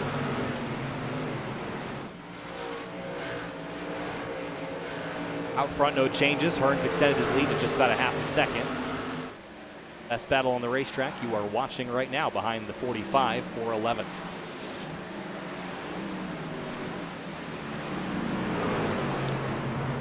And we'll be completing halfway at the end of this lap. Yeah, so the drivers that didn't pit yet, I don't know if they're going to want to pit under green. I don't think they're going to have that expectation. I don't think there's any urgency to get down under green flag, so I don't think we'll see any stops. I mean, you could. I mean, again, this is the stage of the race I thought we would get to by lap 15 or 20 is the stage where you're just clicking off laps. Everyone's kind of biding their time, being a little nicer to each other. And what that leads you to is these long green flag runs that might be actually challenging to get out of to find a caution flag. So here's Cameron Hearn now putting the 3 a lap down. That is a sad sight to see. That Rick's Hot Sauce truck torn up and 14 laps down. Does he have a score to settle, maybe? I don't know. He might. He can For the gain 19. 1 spot on Paul Irvin as it stands. Irvin is out and Hartz is running. I mean, you have to wonder, is it even worth it? No. Right. So, I mean, it's not worth it to be out there either, though. That's the question. I mean, I guess, might not have anything better to do. Might as well finish what we started. 14 laps down, I'm hanging up after that. Scully's run Hearn back down. Chris Seidenfeld coming down to pit lane this time by. Interesting. So he might be betting that this race The is going interesting to go thing great. is that he actually already came down to pit lane. Yeah. Those guys that pit later on. Again, I don't think it matters a lot, right? That 15-lap difference wasn't huge, just enough. Well, right, but I was expecting more of the guys that came in, that didn't come in at all. I was expecting them to hit pit road first. Yeah, but they have the most to lose right now, I think, leading this race. I don't think they want to give it up. I think they'd rather wait for a yellow. There's no urgency again. I think they can run a lot of this race without coming to pit lane. We'll see what the urgency looks like in a little while, though, as they lap some trucks. But Scioli is keeping Hearn honest right now. Had him down to about 0.2 of a second. I think Hearn is still faster, but Scioli's trying to keep him thinking about it. I'm waiting for one of these dive bombs that Scioli's. He's not really, it's not really much of a dive bomb. It's just the way he's running the corner. But if he does choose to dive into the 67, that could be interesting. We're only about 1.2 seconds off of fresh tire pace right now. And what we saw last night is tire difference was helpful, but it wasn't. You need to absolutely have fresh tires. I mean, we saw Scioli on a 2-tire call almost win the thing. So I think there's something to strategizing this more on the fuel load versus the tire strategy here. I don't think a big undercut or overcut is going to do you a lot of good. These two, though, have completely checked out. They are in their own zip code. 3 seconds back is Brad Slaughter Jr. in third. I was just about to mention that. I was just looking back. I was wondering where Brad Slaughter was in the middle of all this. And yeah, he's actually in the bit of no man's land himself. He's 3 seconds ahead, 3 seconds away from the leaders, and 3 seconds ahead of Jordan Hurley. So he's kind of having a boring race at the moment in third place. Down the inside of the 3, putting him lap down. And sorry, just wanted to point out too. Also, all the drivers that decided to come down and pit for more tires, they didn't really go anywhere for the most part. Hearn's really the only successful one. Everyone else that still hasn't pit yet, the lowest of them running is Garrett Grant 10th. That's why I was so surprised to see so many people come down to pit lane, because we saw last night that the tires wear, the car handles poorly. But just because it's handling poorly doesn't mean it's not going fast. 15 laps is not enough to make a significant difference in your pace. So I was still surprised to see people come down that early when the difference after 50 or 60 laps is only 1.2 seconds. That means 15 laps, and most of that wasn't green flag. You can only expect a couple tenths of a difference, and that'll wear off pretty quickly with some restart heat cycles. Yeah, absolutely. See these guys on the straightaway, Cameron Hearn. I feel like he's getting lower. Yeah, both of these drivers looks like he's are about to take the road experimenting. course. They are definitely experimenting with the lines that they're taking, because they're both running faster by a lot than everybody else on the racetrack. So I think they're just trying to maximize the tire and grip that they've got. But they're both entering low. Ryan Swan down the pit lane. 19 going on down. He was deep in the field, though, so no major impact to the front runners. Oh, 67 slipped up the road here a little bit. Scioli's going to close back in. Brad Slaughter Jr. hits pit lane from third. He'll try a little undercut. We'll see what it gains him. He would need to pit about 3 or 4 laps in advance of these two to make up the difference in time alone. Yeah, we'll see how many more are going to follow now that he's come on down. One of the first leaders to come to pit lane. That leaves now Jordan Hurley as the third place car, 5.6 seconds back. Yeah, look at that. It's a giant gap between second and third place. And it's not like the front two are riding either. They're racing each other right now. Oh, yeah. They're riding really hard. I'm still impressed because I honestly thought with the way they were running into the corner, just throwing the car into turns 1 and 3. I was expecting them to burn their tires up a little bit more, but no, they're doing a pretty good job. And they're still the fastest trucks on the track by several tenths of a second a lap. Still racing. We'll jump back a little bit deeper. Here's Shane Abbey and Eric Wineland. Abbey is going to let up a lot on corner entry, and Wineland took a big-time advantage of that. The 12's trying the high lane here, while the leaders are trying the low lane. And I think he's trying to do it over-under as Garrett Grant hits pit lane now. not enough rear grip to do a big over-under, I don't think. Here's Matthew Bell and Bryce Senesac for 7th. 9 versus the 0-9. Drag race from Buffalo. The other thing that doesn't help the over-under situation is you have to shift right in the middle of that over-under. Yeah. That kind of kills all the momentum that you built. Matthew Bell, I'm genuinely surprised that truck is running as well Yeah, as it is. I thought he took a decent hit, but he's back in 10th place. He did take decent hits, but just making it work. Eric Grant is out of pit lane. He just came in a couple of laps ago. Leaders continue to be just nose to tail as we hit 50 laps to go. Brad Slaughter out there on the track, so he's running 30.5s at the moment. Before he came in, Still about 31.9. Yeah, so so that's almost a, what is that, a second and a half, 2 second pickup? Second half, yeah. About a 1.2 second pickup to Hearn and Scioli. But they have now stayed out long enough that when they pit, they will be behind the 8. The question is, does the overcut work? Right? We know the undercut will work. That's just math. The overcut, though. Yeah, I don't know. I feel like it's kind of like with the IndyCar, you like lose that drivability. Like it's still it's not as bad, but I feel like as far as being able to defend, I feel like you really lose all the ability of that. I just think if I'm going to do something here, it would have been the undercut because we saw that tires aren't an enormous advantage. The biggest advantage they are going to be is when you have 50 lap fresher tires than the guy in front of you, or 77. Here comes Brad Slaughter. Yeah, so this is my point here, right? The 7 truck is on 78 lap old tires. This is the biggest difference that you could possibly have at this point in the race between tire strategies here. So the 8's going to drive right by him. When the 7 comes to pit lane, his advantage is only going to be 15, maybe 20 laps different. It's not a lot of racing. Right, so just think about the math of that for a second. It definitely benefits you at a track with not a huge advantage like we've seen to undercut versus overcut. So that's the mistake I think the leaders are making right now. Especially with a lot of their competition slowly trickling down on pit lane. Yeah, it's not a big rush. It's definitely trickle. So looking at the lap, I think about 18 guys that are still yet to make their final pit stop. What should be their final pit stop?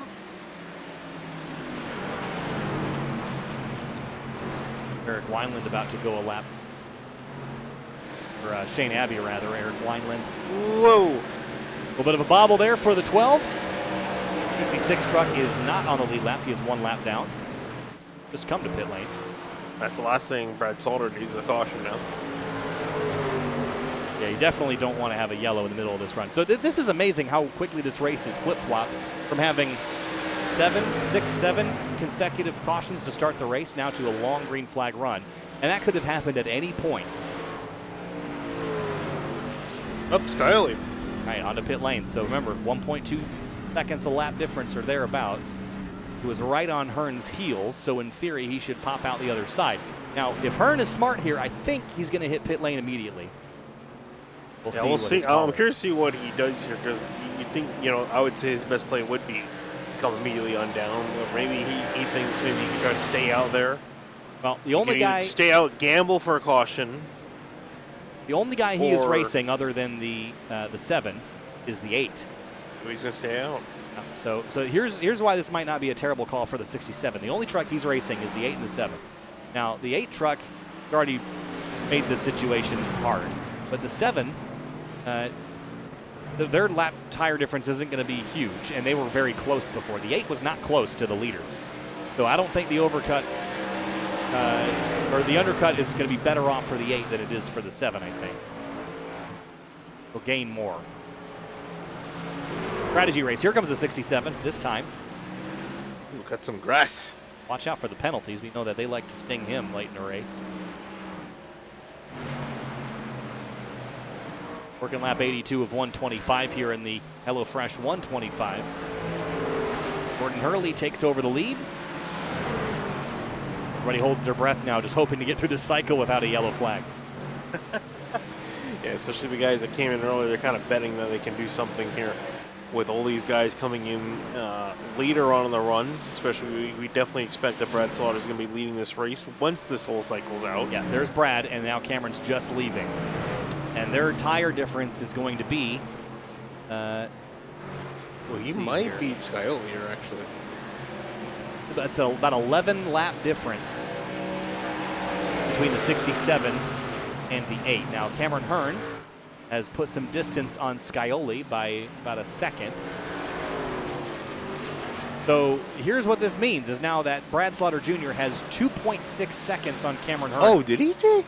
No way. Did Cameron Hearn take 2 tires? He only spent 10.9 seconds in the box. There's no way. I have 11.1. There's no way he got 40. Still quick. No, he took. Oh yeah, just because of the replay, he only took right sides. Okay, well, so because I don't think he values the tires a lot, which makes sense because we haven't seen them matter a lot. This is all just turning into strategy, and it feels like I'm explaining a chess match. I mean, that's what it usually turns down into. I mean, that's what I feel like I'm talking about. It's like the racing itself has kind of evolved into this strategy game. But I like where Brad Slaughter's at. He's getting run down by Cameron Hearn, but the difference, again, is not enormous. So when those tires equal, and Cameron's only got 2. Brad Slaughter's I was just looking at that. I was like, there's no way that he should have beat Scioli out by that much. And I saw there was like a 4-second difference in the pit road time. So Brad Slaughter leading out there. Will we get a yellow to the end of this thing? I don't think so. I think we're going to go green all the way to the end now. I think you definitely have a highest chance of a yellow now with the guys on fresher tires catching the guys on older tires. There's a big speed difference, especially off the corners. So I think with that factor, I think there's a chance of a yellow. But once everyone pits, I want to say that decreases significantly. Brad Slaughter Jr. is going to cycle to the lead. Although Cameron Hearn, well, they're all both in heavy traffic right now, and Cameron made up a bunch of time the last couple of laps. And the track temperature is also falling. Yeah, that plays in. It's not going to wear out tires quite as quickly as we saw the first part of this run. Well, Brad had to try something. Yeah, he wasn't going to win. He was way gone. And the front two, the 67 and the 7, were completely in their own universe. I just thought this would work out a little bit better for him. Yeah, I did too, but well, I think with that, had he not had a 3-second difference coming in, 3-second gap coming in, I think he would have been a little bit better off. But had to make up that gap, and now he's about to lose that now. As the 67 of Cameron Hearn closes in ever so slightly, and as he closes in, James Scioli in behind is closing in quickly to the 67. So all 3 of the leaders converging in. Oh, big downshift and a big dive for Scioli with that aggressive corner entry we've seen him play. It's now 67's throttling up to the inside of the 8. Battle for what will cycle to be the lead is on here at the front. Yeah, I actually got Danny Ware, who's holding the lead at the moment. There's Cameron Hearn, big dive from him. Even lower is the 7 of James Scioli. They might wreck with how big of a dive they're throwing into the entry. Yeah, Slaughter didn't even defend that, which is a little weird, but Cameron drives on by. And look at the 7. Huge dive to the inside. Such aggressive moves. Hooks that apron and is going to leave the 8 truck in the dust. We get closer and closer to the tail end of this race. Not quite in the dust. He had a bit of a run. He actually backed off of it, the number 80 truck. I think it was just because he realized that, they're on a separate strategy than him, that there really wasn't much point fighting. He was going to lose eventually, so now just kind of focused. Well, that didn't work out. I think he was hoping there would be a caution, keep those 2 in behind him. But now that's gone. Now he's just kind of maintain himself and keep that 3rd place. 35 laps to go when we get back to the stripe, and Scioli has run down the 67. I have a feeling that the 67 is going to regret making that call that he did. Yeah. I'm surprised to see that the tire strategy is making as big of a difference now when it didn't seem to matter at all the first half of this. Yeah, it is quite amazing to see. I am just quite surprised that Cameron Hearn did take 2 tires. Yeah, why? Yeah, it was a bit of an interesting call, and that might have very well cost in the race here as James Scioli has a big run to the inside, going to hug the apron. Cameron Hearn up in the middle of the track, and it looks like he's actually going to still maintain some momentum off the corner. Yeah, the best thing Hearn can do here is make this as hard as possible for the 7 to clear him. Make him use up his 4 tires to hopefully equalize him to Hearn's 2, but with how short the 7 is making this lap by using that inside lane, it's just going to be inevitable. The 67, though, throttles up mid-corner. Battle for the lead again on the back straightaway. It almost looked like Cameron Hearn was saving himself earlier for this particular moment. He's not letting that 7 on by. Not easily. Scioli right down to the grass in 3 and 4. I love watching drivers use that line. Didn't work that time, though. Yeah, I was going to say, he really compromised himself that time through. So Hearn's making him work for it. He's not going to yield this easily.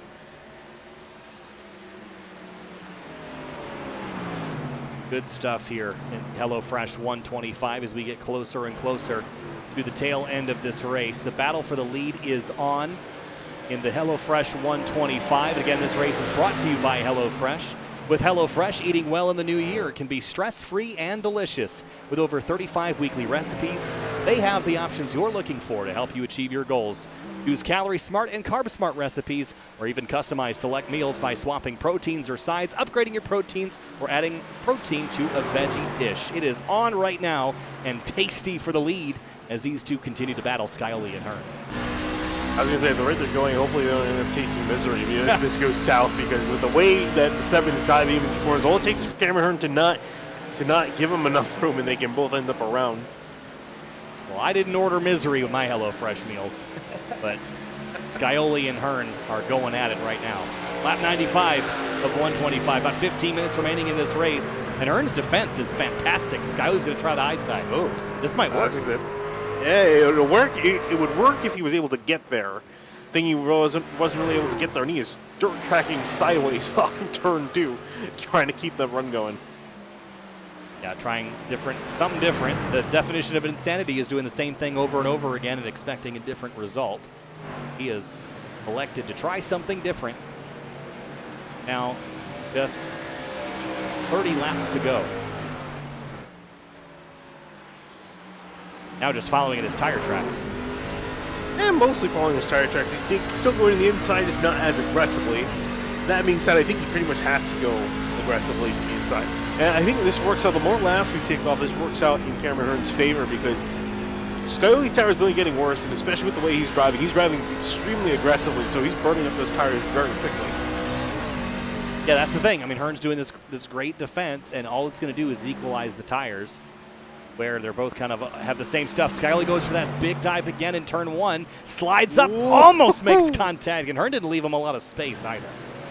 No, I was going to say, I mean, Hearn can't really afford to leave him a lot of space, otherwise he's going to get past. So it's a big game of chicken between these two. How much room can they take from each other in the middle of these corners? Contact, spin, oh! The 5 in the wall in turn 1. We stay green. That was perfect time to catch that. Here, I saw the 0-0-0 on the timing screen. I knew it was going to get interesting. 46, 5 come together. Early stays straight, but have some right side damage to contend with. Well,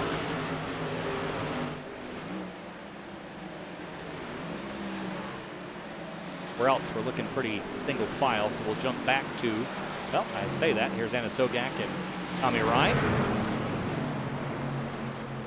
Justin is also just toughing this one out. That truck, looking very secondhand. We always say sometimes they're the bat, sometimes they're the ball. He has been definitely been the ball a lot tonight. They have been hitting some homers on him. Here's Cody Carter hitting down to pit lane. Unscheduled stop for the 25. This actually was scheduled for him. He was out there for a very long time. He's one of the guys that came in the second run. Scheduled stop. Larry Mack. Hit lap 100. Hearn and Skyly still nose to tail, and I still don't think Skyly's done looking for it. No, I mean, he can't really afford to give up. He definitely has the pace. He just can't get around the 67 with Hearn. Hearn's doing a fantastic job defending this. This race would have been over a while ago had he not been as aggressive. Look at this dive now by the 7. He's going to have to lean on him a little bit here. I just don't know that right now is the time. No, I was going to say, the only way I think he's going to get by is if he gets to make some physical contact with the 67. Doesn't have to be a whole lot, just enough to kill that run, kill the momentum from the 67. That being said, every time he does this kind of dive and he just can't clear, he's just burning up more of his stuff. So I don't even know if he's going to be able to have much time later on in the race as the 67 and Hearn gets a little bit loose off too. Yeah, that helps Skyly not lose as much ground that time. 4. Hearn's also got some lap traffic to contend with, a lot of it actually. They will have to get there. 24 laps to go this time through.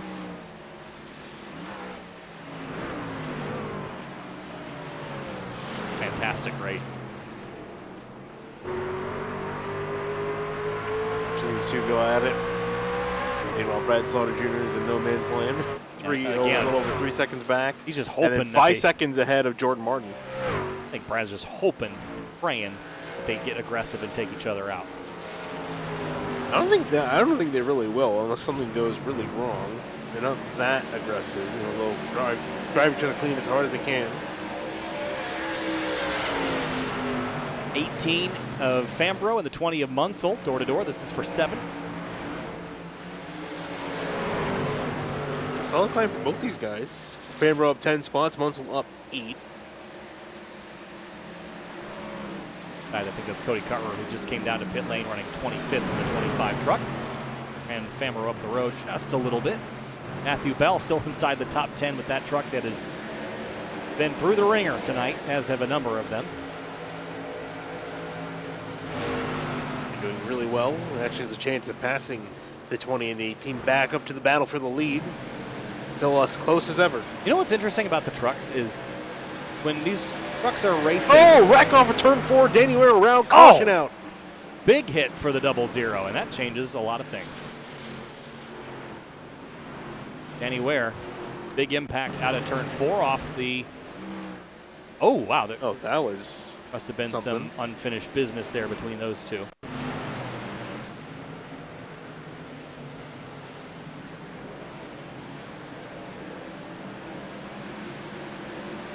Huh. Yeah, I don't.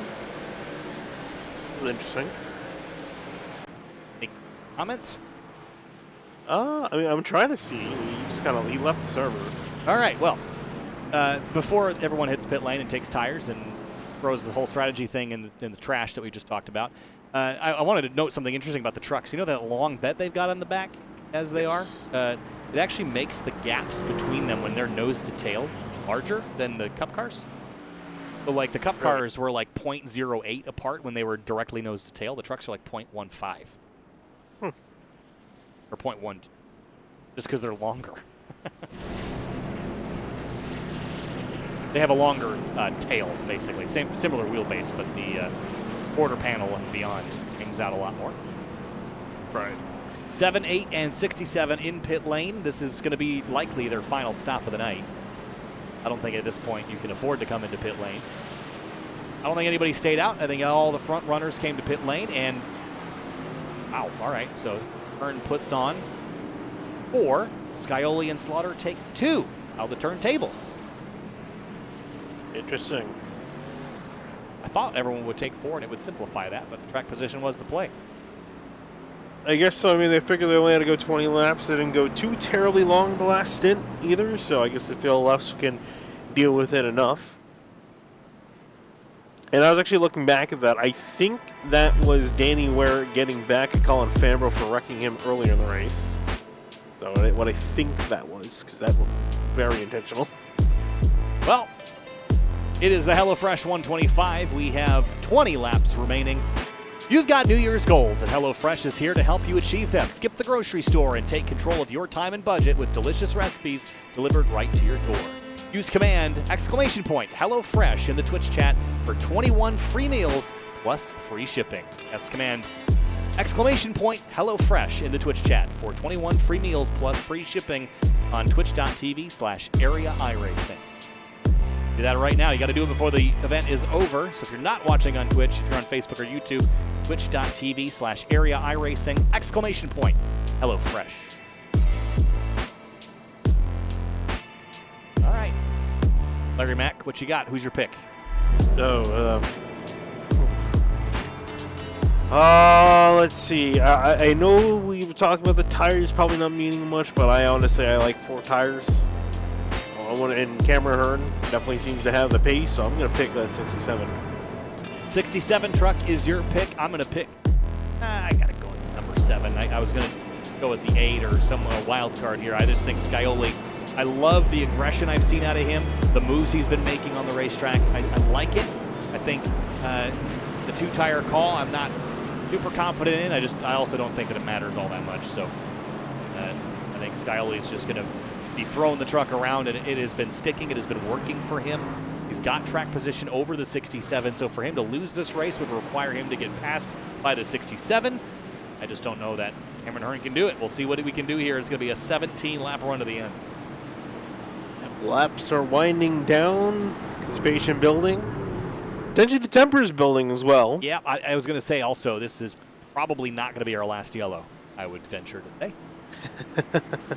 Had we not had the one we just had, I think we would have gone green to the end. I think now my opinion on this will shift back to get ready, folks.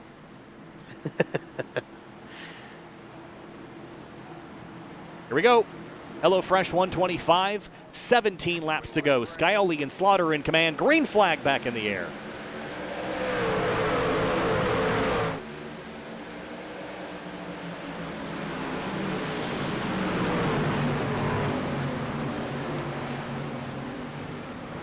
Clean restart out of turn 2. Martin on the attack here to get the 67 under his thumb. Can't do it. Cameron Hearn to the inside of Slaughter. Pretty critical pass here to make. Cameron's going to drive in hard into 3, but doesn't clear the 8. That's critical. Yeah, manages to get it done. Actually, not quite. Slaughter is still there. Whoa, some dooring, beating, and banging off at turn 4. They sort it out in the middle of the field. No, they're not done yet. The 99 sideways right in turn 1, and the 45 riding the fence. We keep it straight. We stay green.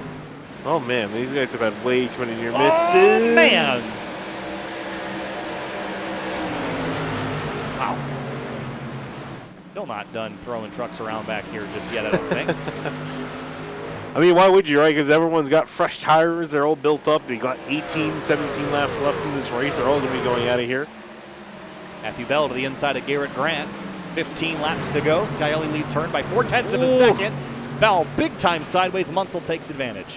Oh, Bell still sideways off of 2, saves it. Oh, there they checks go. Up the field. There they go. 19. Swan and hard to the wall, going to spin across the track. Another driver collected. Tommy Ryan involved. Caution out. 15 laps to go. Tommy Ryan's truck destroyed. 19. Swan got a big piece of that as well. The HyperX Toyota Tundra torn up.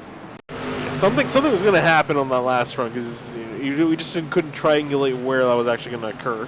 Yeah, watch the 56 of Roderick here. Right there, slips, tags the 19 into the wall, and 99 just absolutely drills him. And then just to the bottom of your screen, watch the 21. Tags the 5. Almost made it through. And on board with the 99, this is going to hurt.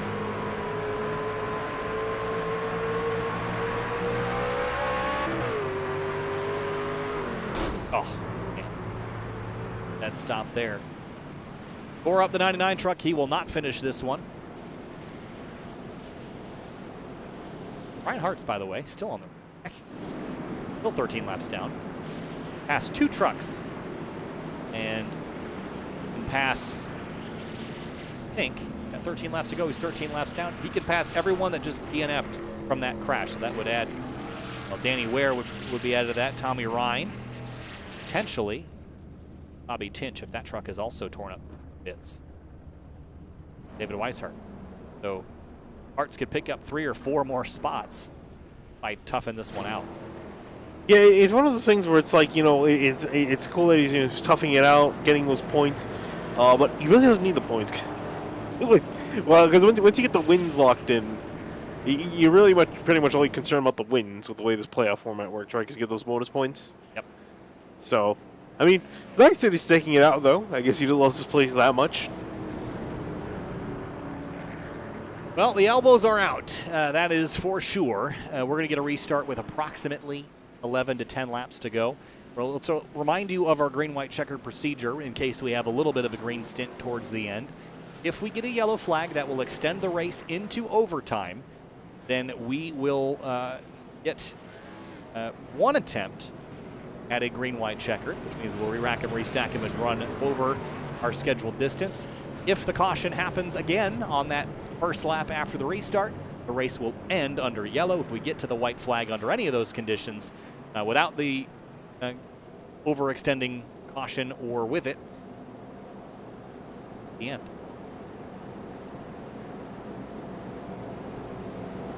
Scioli is commanding this one, and let's just quickly run down the laps led tonight.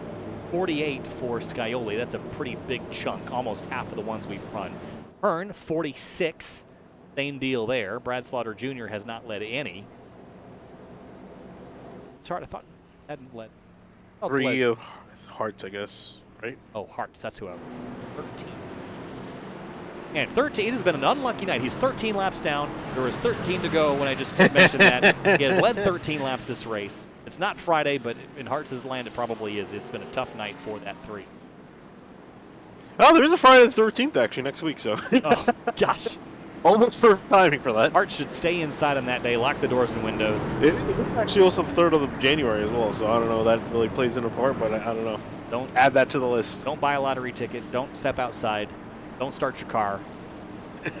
Lock it in. The luck is not in your favor, Ryan. All right. It'll be a 10-lap run to the end. This is the HelloFresh 125. Kyle Hire joined by Finney and Dakota tonight. We've got one more race from New Hampshire this week. It'll be Thursday night. That'll be the Area Launchbox Series. Next week, we're going to get into racing at a couple different tracks for the different series. We'll be at Pocono for Cup Series and the Launchbox Series, Michigan for the trucks. Then next week after that, the 16th, 17th, and 19th, Talladega. We're going restrictor plate racing there in a couple of weeks' time. Tonight, though, the Magic Mile. 10 laps left, 10 miles remain in the HelloFresh 125. Good launch by the 7, and we're back underway. 4 wide in the background as we head to turn 1. That was a really good start. No, this is not going to work out. Nope, well, there they go. There goes Beckner around. Collects one of the 5 White Esports drivers. Not sure who that was. That was the 5 of Jordan Hurley. Here's what that looked like.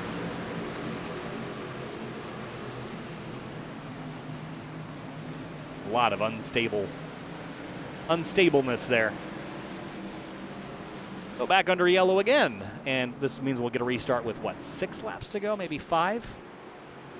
Yeah, and Cameron Hearn not a happy man that caution came out, because that's less laps he has to chase down James Scully. Yeah, this is again where that track position play comes in, and Scully's done this a couple of times this season to effect, where he knows that if there's a late race caution, you take the track position plate, get out front, you crush the restarts, they all crash behind you, restart after restart after restart, they run the laps out for you, then you just have to survive, and you win the race. He's done that a few times in a few different series. It's worked out almost every time. Try to survive. All of that.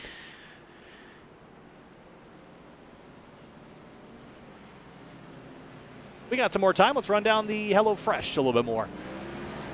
Hey, by the way, use that code. So, real talk for a second. I've been looking into this is off the topic here. Or I guess on topic, off the script. I've actually been looking at HelloFresh for a little while. This is a great deal.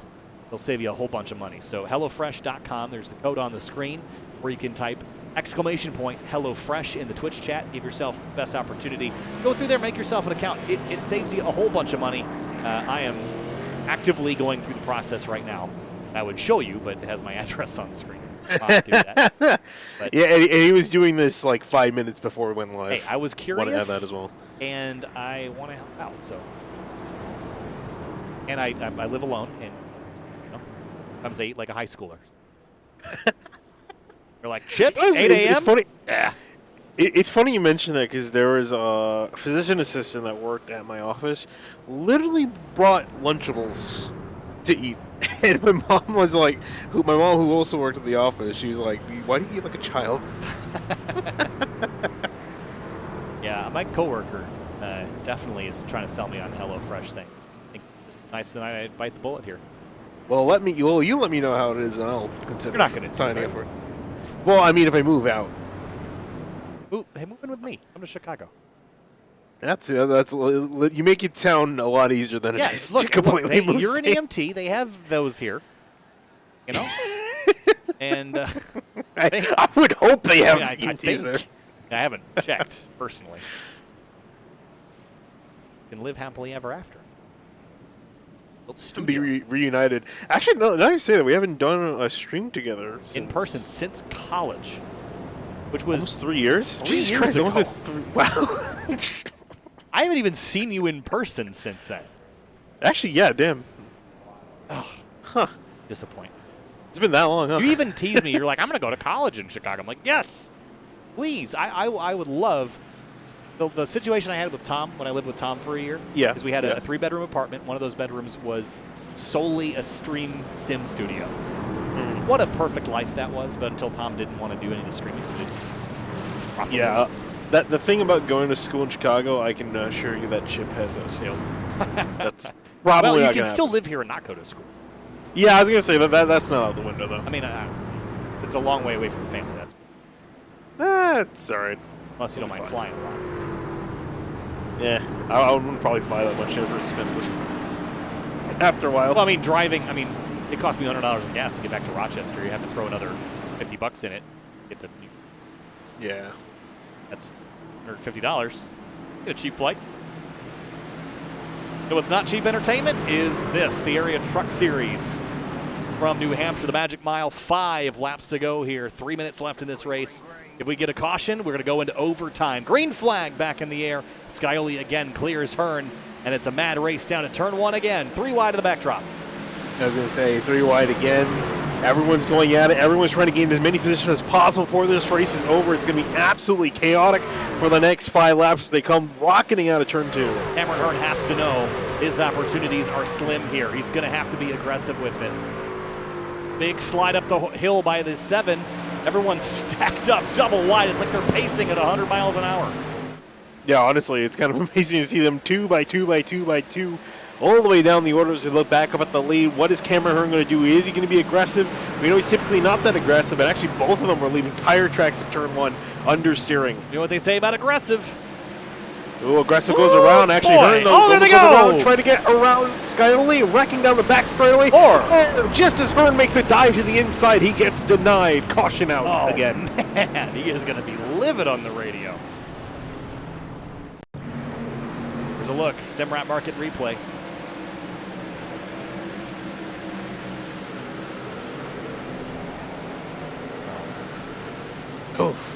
Oh, the 18 tags those tire bundles there right at the end.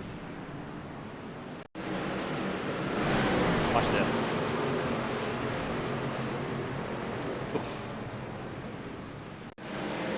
If you want to also, let's come, we'll take another look at this replays. 45 can catch the 18 just at the end, and then bam, into the tires. If you want to also take a look at the leaders as they are coming into turn 3, how close it was for Cameron Hearn taking the lead of this race. Gets a great run off of turn 2, gets to his inside quarter panel, throws it deep into 3, and you see, and there's the caution. Oh, man, that. Did he say anything after that? He said, unbelievable. Someone give me a expletive Snickers. That's perfect. And we are in overtime, so that means that we are going now past our extended distance. This HelloFresh 125 is now the HelloFresh 126. It will probably be the HelloFresh 128 by the time, maybe with 129 by the time we're done pacing. And what that means is when we restart, we're going to get one opportunity. If the race gets to the white flag without a crash, we will finish the race no matter what, under green. If the caution comes out, or we get to the white flag, race is over. Want to take a bet? Want to put $10 down on it? I'd rather not. I have honestly no clue at this point. Yeah, I don't either. I would place, if I'm not necessarily a betting man, if I were, I would say there's a better chance that we're probably going to get that caution on the first lap. Yep. Just how hectic it's been, which means if Hearn is going to get anything done, he needs to get it done within the first few turns, which is hard to do because you need that first lap effectively to get up to speed, get yourself in position to make an attack on the second lap. So Hearn's in between a rock and a hard place. It takes him a lap to build that momentum. So it's going to have to happen on the last lap, unless he gets a phenomenal restart. Or unless caution comes out. If the caution comes out, Cameron Hearn does not win this race. He needs this race to go green. Which is why he was so frustrated, because he might have had that. Yeah. It was arguably one lap too late, one turn too late. Yeah, I mean, if he got the lead right there, right then, if he had been 3 feet further up the road, probably would win this race. That's how powerful being the leader on the restart is with this restart zone system. For those that aren't aware, iRacing has rewritten their restart code. It used to be that when the pace car pulled off, the leader could go at any point. As soon as that pace car took that left, and the driver on the outside had to follow the leader to the line. Now there is a restart zone, and it is pretty well painted, actually. If we have a look here at the exit of turn number 4, you can see that blue Geico restart zone. When the leader gets in that zone, they can begin accelerating at any point, and now not so much if that outside driver beats them to the line, they just cannot begin accelerating before the race leader. So it's a little bit harder, actually, because before you could start before the other driver, you just couldn't beat him to the line. Now you can't do either. Yeah. And we saw a penalty given last night to Jake Nichols in the race last night. Got penalized for jumping the start over the leader and had to serve a penalty. Almost ruined his race. He ended up fighting back and finishing. I mean, he still technically ruined his race considering where he normally finishes. Right. But could have been worse. Field rolls through turns 3 and 4. We're going to get one shot at this. If you see the yellow fly, the race is over. If we get to the white flag, we will race to the end. Green flag back in the air. Scioli way down the road. Hearn down there trying to protect. And we thunder towards turn 1 of the Area Truck Series. Yeah, and actually almost got turned by the 11 of Jordan Martin, who was giving him a shove. Hearn's going to clear Brad Slaughter in the middle of 1 and 2 now. Can set his sights on the 7 of Scioli. 4 wide in the backdrop. Are they going to get down the back straightaway without running into each other? No, they won't. They crash sideways and crashing down the back straight pile up, and Scioli is going to win this race. It's like should have made that bet. Yeah. Yeah. There's the yellow and the white flag in combination. Race will end under yellow flag. Let's quickly go back. Look at the situation. And this just wasn't going to work. 4 cars wide. And did someone alt F4 in the middle of that? I don't know. Look on the outside. Back there? Oh, no. He just cleared him. Holy cow. That 19 took a ride, didn't he? Oh, yeah, he just... Yeah, as soon as he said 4 wide, I knew something was going to go wrong. Beckner kind of bounced off the wall and... Oh, wow. Oh, wow. A little pirouette there. And it's like he's towing a camper or something. That back squatting quite a bit, but that race will end, and checkered flag is out. And James Scioli will pick up a win here in New Hampshire, and Cameron Hearn has got to be hot under the collar. I can't wait for this interview. I was going to say, I can't wait to hear what he has to say. I also... I thought they were calling him to the hauler for a second. I mean, they might after this interview. That's why I'm excited for it.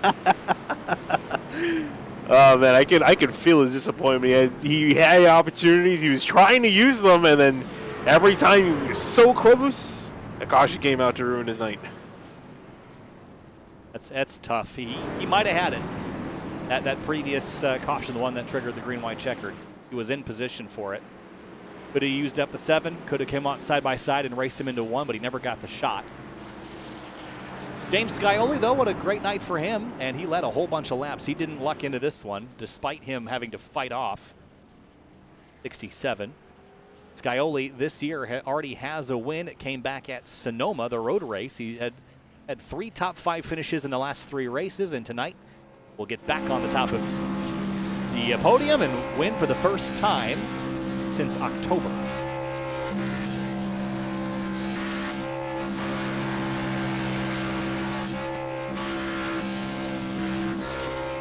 Let's have a look at our race results. Scioli, whoops. Where did the... No, there was a issue where Brad Slaughter and Cameron Hearn got a black flag for passing the pace car. It's a glitch. All right, so no worries. So this is going to be completely wrong. So he's referenced these for general positions. The 67, though, was up in 2nd place. Where was the 8th? I believe in 3rd. Should have been running behind him. All right, so shift all these spots down 2, but we'll quickly roll through the order here. But Cameron Hearn is waiting. Oh, sorry, I lied about that. 767. Jordan Martin finished in 3rd. Brad Slaughter in 4th. All right. Well, we have 2 of our top 3 already waiting. We're going to talk to Cameron Hearn first. Comes up short in this one. Cameron, I can feel the frustration after putting yourself in position on that penultimate caution. You were there. You had the position on the 7, couldn't complete the pass. What are you feeling after that one? It can't be good feelings, despite the second place run. Yeah, I'm so close to the cutoff line in the points. So I really wanted to win, and I'm good at tracks like this. And me and James had a great battle. I mean, the whole race, I felt like. I'm glad if I didn't win, he won. But just tough. It's one of those seasons I feel like I've had everything that could go wrong, or go exactly not when it needs to happen. But last year, things were the opposite. And it's kind of like that sometimes. But really, main goal now is we got Talladega coming up. Is trying to make it into the playoffs and then go from there. But yeah, this one was tough. I thought I had it going into the corner. Just need another corner maybe to clear them. But this hard race, and I think the guys were 4 and 5 wide. Well, next week we head to Michigan and then Talladega.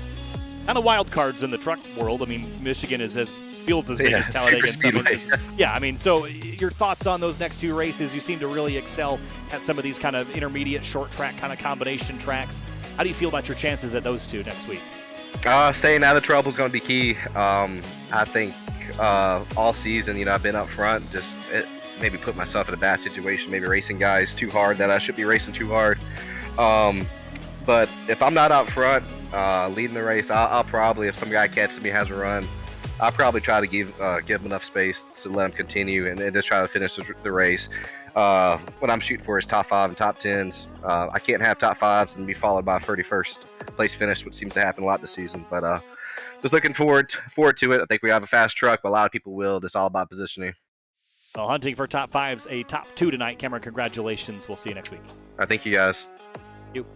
Moving on out, a third-place finisher, Jordan Martin, got it done, finished in 3rd in that number 11. It was a fight tonight, Jordan. All the evening, there was lots of yellows and bumping and banging and door grinding and words being thrown around.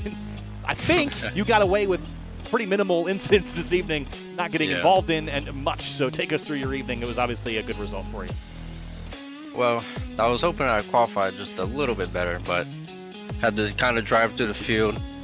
It was very tight. It wasn't that tight in practice or whatnot, in all the practices we did, but I started moving up through the field, and then I accidentally got into David because I was following the line I did in 3 and 4 and what Skyler's doing. I went down in turn 1 and there was a bunch of bumps down there, and I didn't expect it to get that tight. Ended up dooring on. I didn't mean to do that, but ended up having to pit because I stayed out for so long. I was hoping it went green for a little bit longer because I was coming up through the field. I think I got up to about 4th until the caution came out. I was just hoping to just get a little bit farther up through the field. Well, it's still a good night for you, though. 3rd place is not a bad one. Good points tonight, especially, Jordan. Congratulations. Michigan next week. How do you feel about your shots there? Oh, that's one of my favorite tracks in these, or one of these favorite tracks in the truck. Favorite tracks? Last season, last season I did pretty good. Yeah, just very nervous about that finish. I was hoping for a little bit better, but well, got through it. Got a top 5, Jordan. Congratulations. We'll see you next week in Michigan. Yep. James Scioli gets his 2nd win on the season. It was back at Sonoma where he got his first. This time gets his 2nd win over the 67 of Cameron Hearn, who was disappointed he didn't get to finish that launch he had on you when that yellow happened in the background. But the strategy you've been playing this season is get that track position on those late race yellows for exactly this reason, James. You played it to a T. Thoughts on this race after winning your 2nd of the season? Yeah, these races just kind of turn crazy at the end, so if I can find myself up at the front, we're just going to keep getting yellows, then it's going to work out pretty good. Worked out yesterday almost to perfection. David and I had a good race going there, and sadly we weren't able to finish that one, and we had a good race going here, 200 green. Cameron and I were gone from the field, and I felt like if I could get around him, I could kind of pull away. I had the apron working better than anybody else. I don't know why I was able to run it so good, but I was just able to hit the apron and then get to that first seam and get a pretty good drive off. So definitely felt like I was the car to beat on the long run, and then just kind of played a strategy for some track position and tried to survive the short runs there at the end. What's going to launch you into favor in terms of the playoff picture? Of course, David Weishart's got a couple victories also. I think he's got 3 to your now 2, but you're tied now with Travis Beckner heading into Michigan and Talladega. Can you rack up a couple more before the playoffs start? Hopefully. Not really a big Michigan fan, and that'll kind of be a pack race, I think, with these trucks. And then Talladega obviously will be a pack race as well. So just going to have to get lucky at those two, I think. I don't really think that it's going to be somewhere where you can just pull away and get an easy win. So maybe we can luck ourselves into one or two more. But for missing 2 races this season so far, I'm pretty happy with where I'm at. All right, James Scioli wins his second race in the Area Truck Series season. Congratulations, James. We'll see you at Michigan. Yeah, thanks, guys. And just big thanks to you guys in the booth and the broadcast. Obviously, they're looking amazing this season, so big ups to that. The admins for sticking around. We've had some issues, but they've worked through them all pretty good, so big thanks to them. And then Butt Kicker, Dandle Scandals, Matt Tools, Chris Sports Cards, and Sci-Fi Racing and David Weishart Racing. We both teams had a good race today, so hopefully we can carry that momentum forward. All right, Sco. Hey, thanks a lot. Appreciate it. We'll see you next week in Michigan. Yep, thanks, guys. All right, Finn, final thoughts here on New Hampshire, the Magic Mile. It has not been magic for a lot of people, but Scioli led the most laps, won the race. Not much more to say about that. Interesting hands-on by a lot of drivers tonight. Elbows out, pushing and shoving. Got a little bit more incidents than I think I was expecting for the night, but we still got the Lodgebox Series to contend with on Thursday. Yeah, curious to see how the Lodgebox Series is going to race, because with the last two races we've seen, very chaotic has been the best way to put it. Very chaotic, a lot of action. I think the race is going to be pretty good. I mean, both races put on some fantastic runs towards the end, with 2 guys completely going at it and coming down to the wire. So I'm sure Thursday will be just as entertaining. Area Lodgebox Series is on Thursday. That's what's coming up for you here on Sim TV. We got more racing for you next week from the Area Series. Kyle Heyer alongside Vinny DeCuna. Thanks again to HelloFresh. This has been the HelloFresh 125 from New Hampshire. Before we sign off, use !HelloFresh to get yourself 21 free meals and free shipping. Big thanks again to HelloFresh. We'll see you on Thursday for the Area Lodgebox Series.